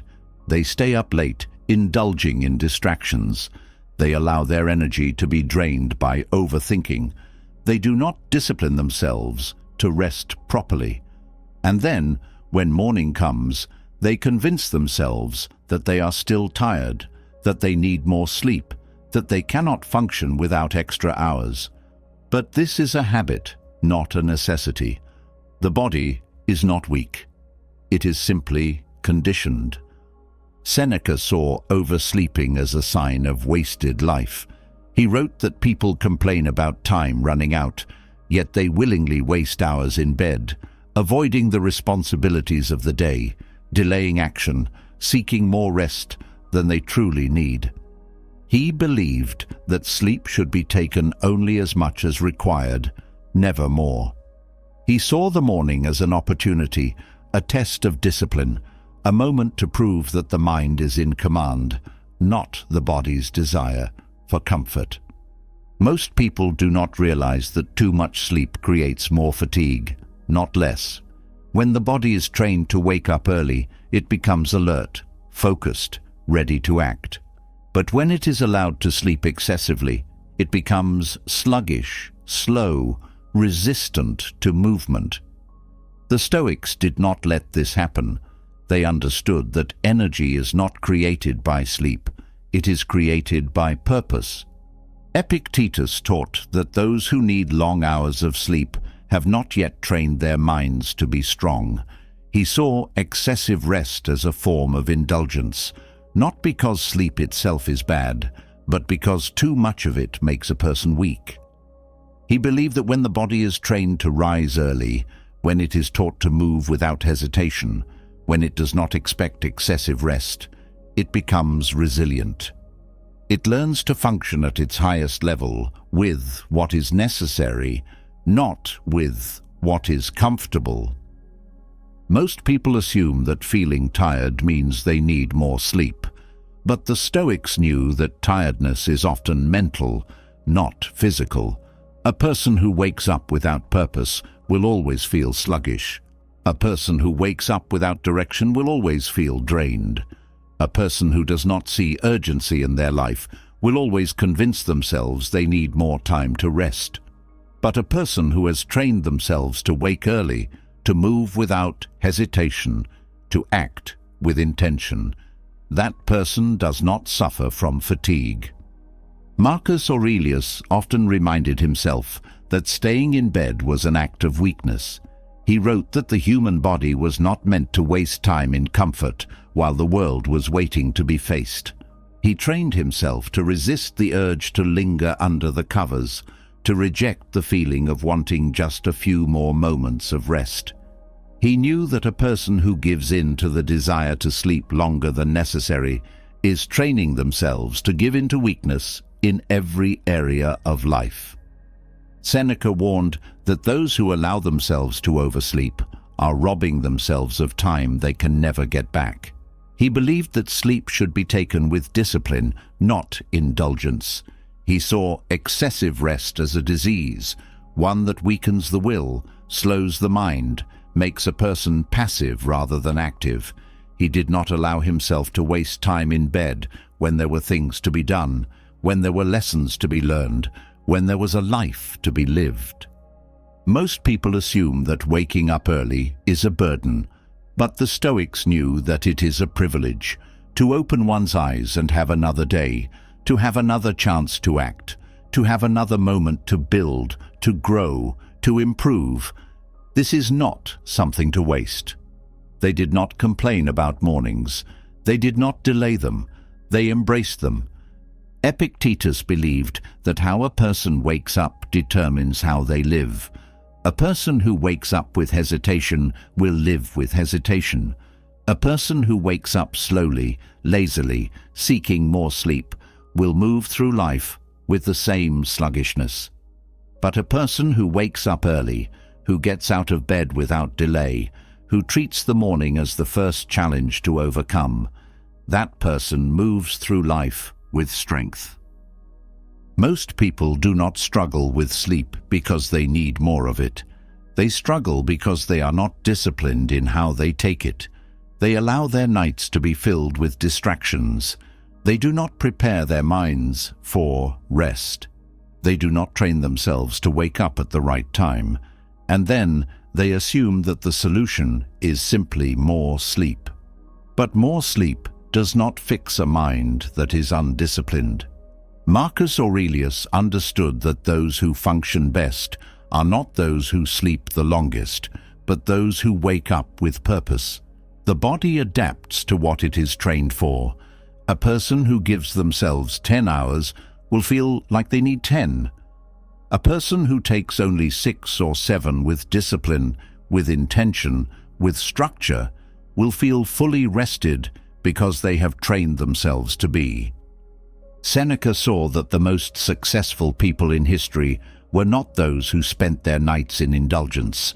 They were the ones who took only the sleep they needed and used the rest of their time to act. They did not let comfort steal their potential. They did not let laziness dictate their mornings. They understood that life is too short to spend excessive hours in bed. Most people do not realize that their struggle with sleep is a struggle with discipline. It is not about needing more time in bed. It is about needing more purpose when awake. It is about understanding that the body follows the mind. A mind that expects weakness, that indulges in excess, that allows itself to believe it needs more sleep than necessary, that mind will always be tired. But a mind that is trained, that is disciplined, that does not accept weakness, that mind creates energy no matter how many hours it has rested. Epictetus taught that strength is not found in comfort. Those who sleep just enough, who wake with discipline, who move with intention, those are the ones who function at their highest level. They do not complain about exhaustion because they do not waste their time indulging in habits that drain them. They do not wait for energy to come. They create it. Tonight, the choice is made again. To sleep without discipline, to wake up sluggish, to convince oneself that more rest is the answer, or to take only what is needed, to rise without hesitation, to treat the morning as a test of strength rather than an inconvenience. Because sleep is necessary, but weakness is not. Waking up early with discipline creates energy, but what about falling asleep in the first place? Many struggle with restless nights, not because they lack sleep, but because their minds are not trained to enter rest. They prepare their schedules, their bodies, their environments, but they do not prepare their breathing. They do not realize that the way they breathe determines the way they sleep. The Stoics understood that the mind is not separate from the body. They knew that if the breath is chaotic, the mind will be chaotic. If the breath is steady, the mind will be steady. They trained themselves to control their breathing, not just as a way to calm themselves in stressful moments, but as a way to guide the nervous system into a state of deep rest. Most people assume that breathing is automatic, that it happens without thought, that it does not need attention. But the Stoics knew that anything left uncontrolled weakens. The breath, when ignored, follows whatever emotion dominates the mind. When stress rises, breathing becomes shallow. When anxiety appears, it becomes rapid. When thoughts race, the breath follows them, accelerating without permission. And this is why most people can't sleep. They go to bed with a body that is still in a state of tension. They do not realize that the breath must be trained to slow before the mind can follow. Epictetus taught that a person who cannot control their breath cannot control their state of mind. He saw breathing as more than a biological function. It was a tool, a way to regain control when thoughts begin to spiral, when emotions become overwhelming, when the mind refuses to settle. He believed that if a person learned to command their breath, they could command their reactions, their impulses, their ability to move from tension to peace. Most people struggle to fall asleep because they bring the energy of the day into the night. They do not transition from movement to stillness. Their breathing stays fast, their heart stays active, their body does not believe it is time to shut down. The Stoics knew that sleep does not just happen, it must be guided, and the first step to guiding it is slowing the breath with intention. Seneca believed that the body must be trained in all things, including relaxation. He saw those who could not calm themselves as mentally unprepared. He did not allow himself to be ruled by external stresses. He trained his body to respond to his will.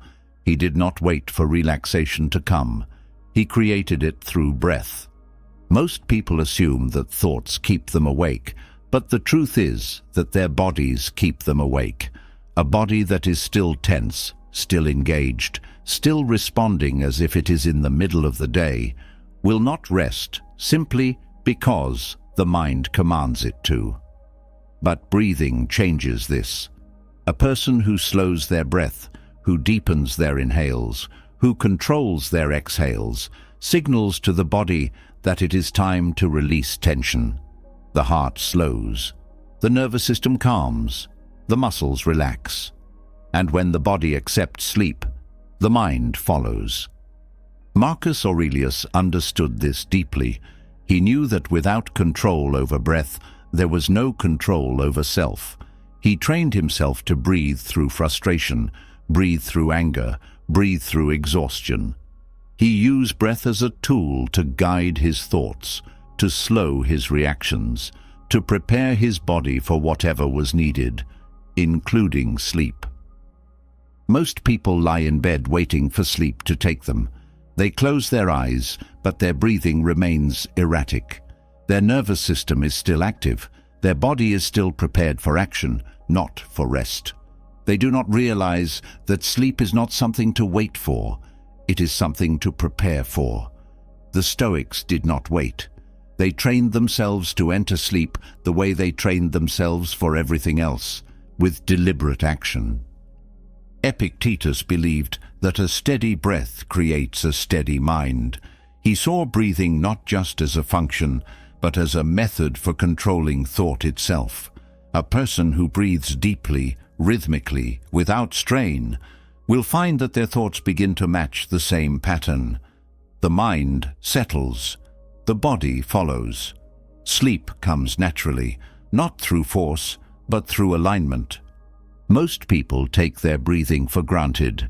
They assume it is something that happens in the background, something that does not require effort. But the Stoics knew that everything that is left uncontrolled weakens. A person who ignores their breath is a person who allows their emotions to dictate their state. They live at the mercy of their stress, their distractions, their inability to slow down. Seneca saw this as a failure of discipline. He believed that to master the self, one must first master the breath. A person who does not control their breath does not control their reactions. A person who does not control their reactions does not control their choices. A person who does not control their choices does not control their life. Most people assume that struggling with sleep means they need to change their environment, change their diet, change their routine, but they overlook the most important factor, their breath. The body cannot sleep if the breath does not allow it to. The breath cannot slow if it is not trained. The Stoics knew that before the mind can rest, the breath must be mastered. Marcus Aurelius practiced controlled breathing before sleep, not because he needed relaxation, but because he understood that the body obeys patterns.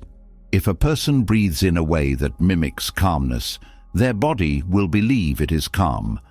If a person slows their breath, their body will slow. He saw breathing as a way to control the nervous system, to train it to enter sleep, to eliminate unnecessary tension. Most people do not realize that the breath is a bridge between wakefulness and rest. A person who breathes with awareness controls their transition. A person who breathes carelessly struggles. The Stoics did not leave this to chance. They trained themselves every night to use breath as a tool. Epictetus believed that without awareness of breath, a person is disconnected from their own mind. He saw those who did not control their breathing as people who lived reactively, not intentionally. He did not allow himself to be one of them. He trained himself in every moment to guide his breath, to keep it steady, to keep it aligned with the state he wished to be in. And when it was time for sleep, his breath led the way. Most people struggle with sleep because they do not understand that breath dictates state. A rapid breath keeps the mind alert. A slow breath signals rest. The Stoics knew this. They did not need sleep aids. They did not struggle with restlessness. They did not fight against their own bodies. They trained their breath.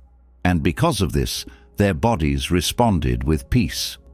Seneca believed that true relaxation is a skill. It is not something that happens by accident. It is not something that appears when needed.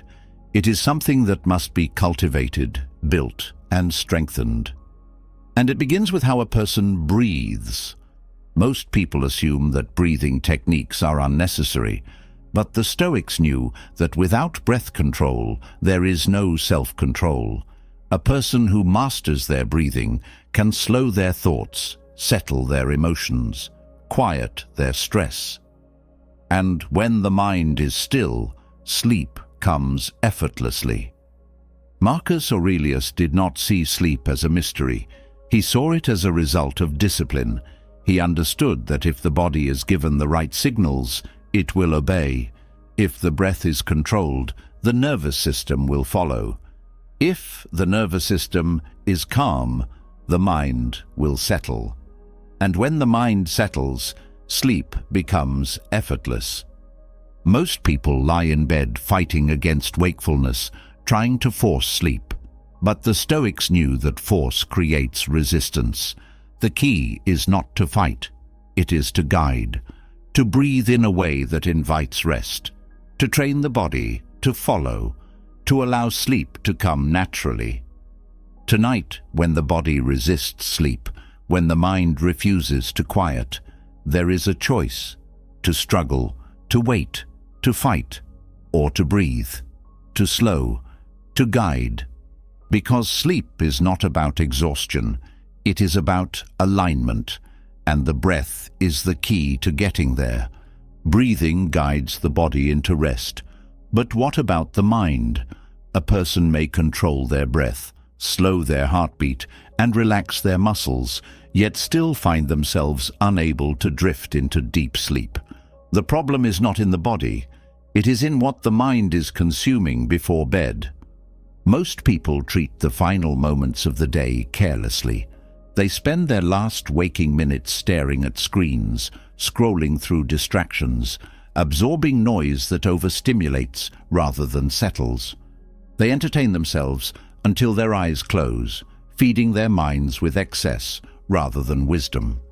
And then they wonder why they wake up feeling scattered, why they struggle with clarity, why their thoughts feel heavy before the day even begins.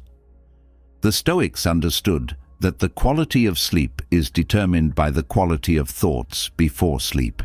They knew that the last thing a person thinks about at night influences the state of the mind in the morning. They did not waste this time. They did not fill it with mindless distractions. They used it to reflect, to strengthen, to clear the mental clutter that had accumulated throughout the day. Seneca warned against the passivity of entertainment. He saw that those who fill their nights with distractions, with fleeting amusements, with stimulation that serves no purpose, are not resting, they are numbing.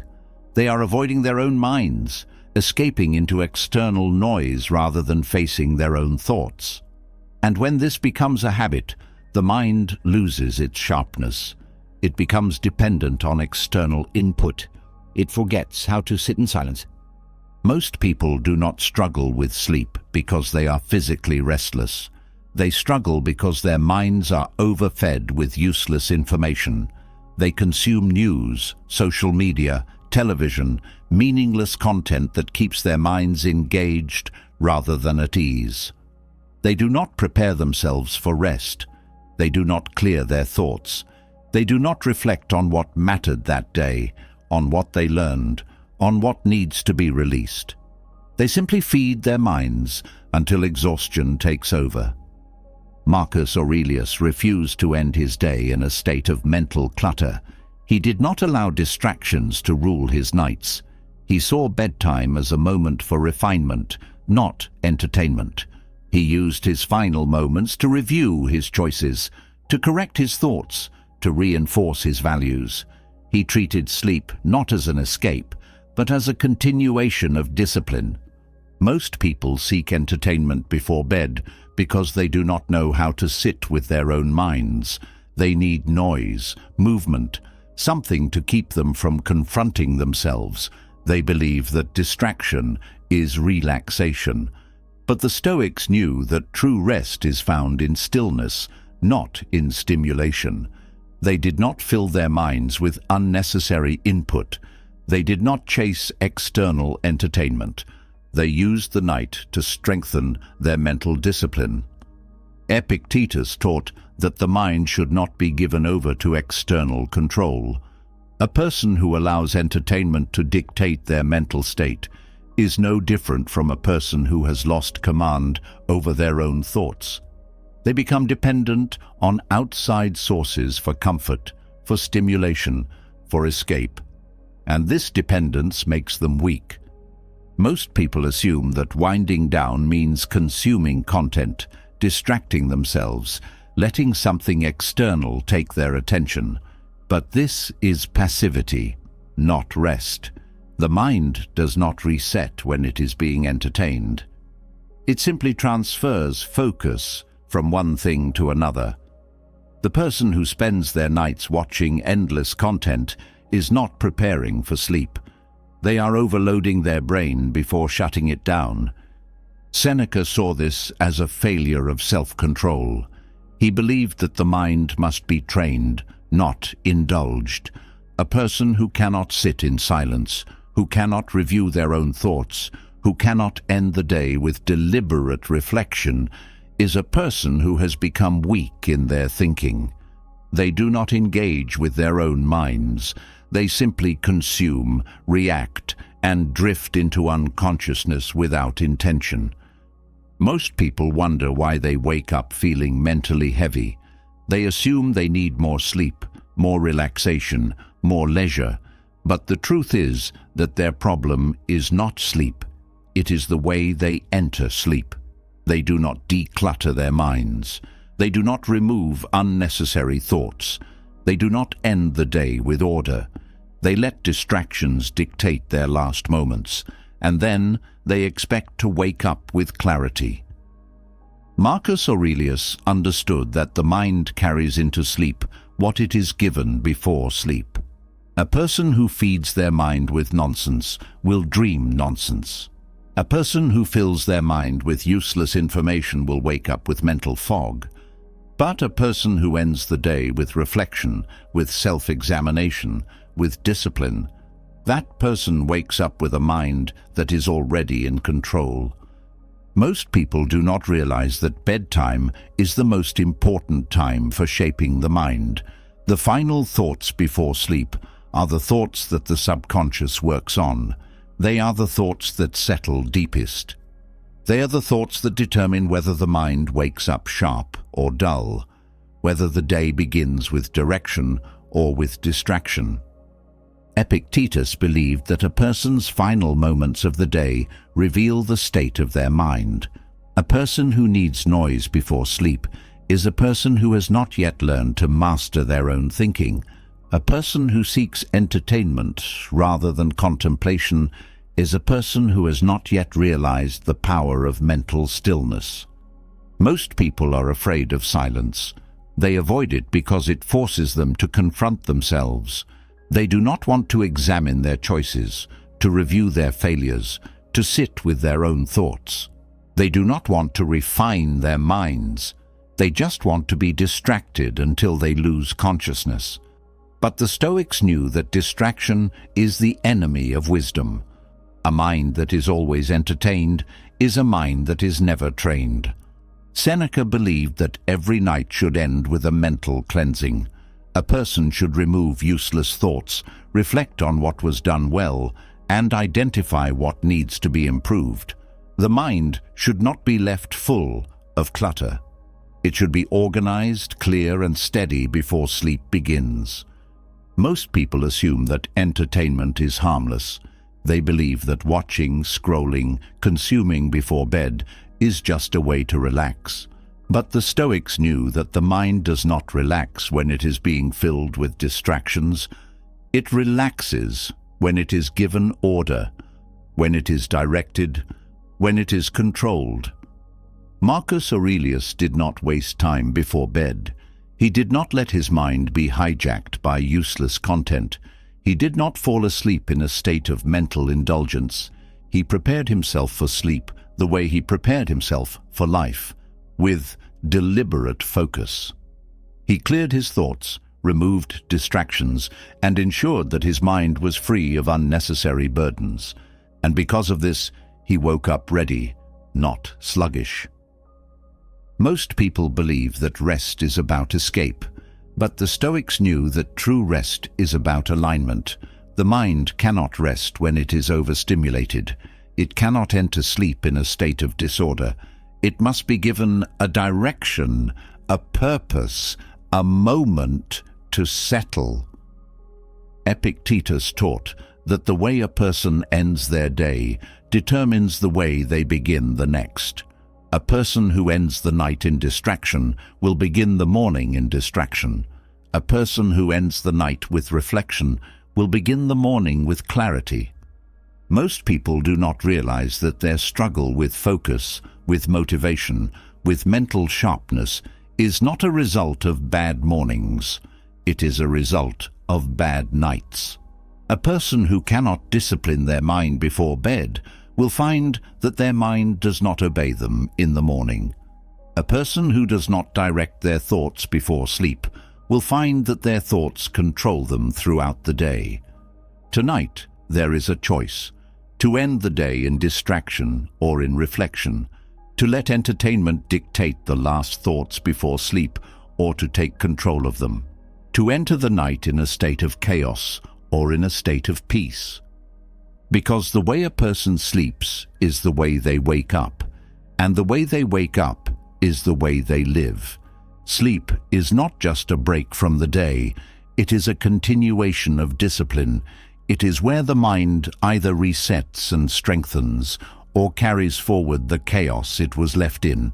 The Stoics did not see sleep as something to be taken lightly.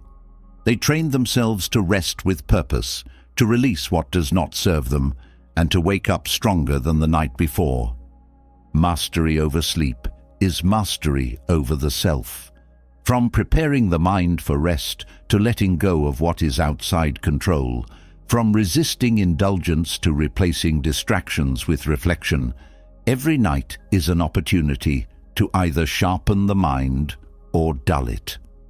Those who treat sleep carelessly will wake up tired, unmotivated, and weak.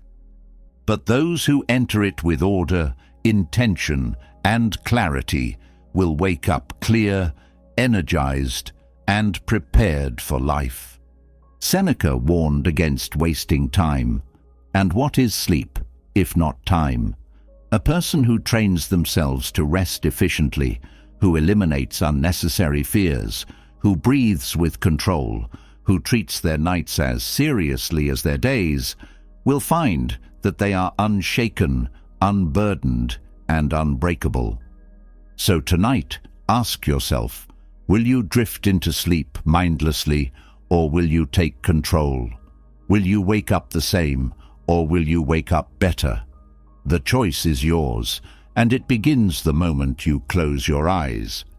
If you made it this far, let me know in the comments by writing, "Strength begins at night," because those who discipline their nights discipline their lives. And if you want more insights that challenge your mind, refine your thinking, and push you toward a life of wisdom and control. Subscribe now and hit the bell, because sleep is temporary, but mastery is forever.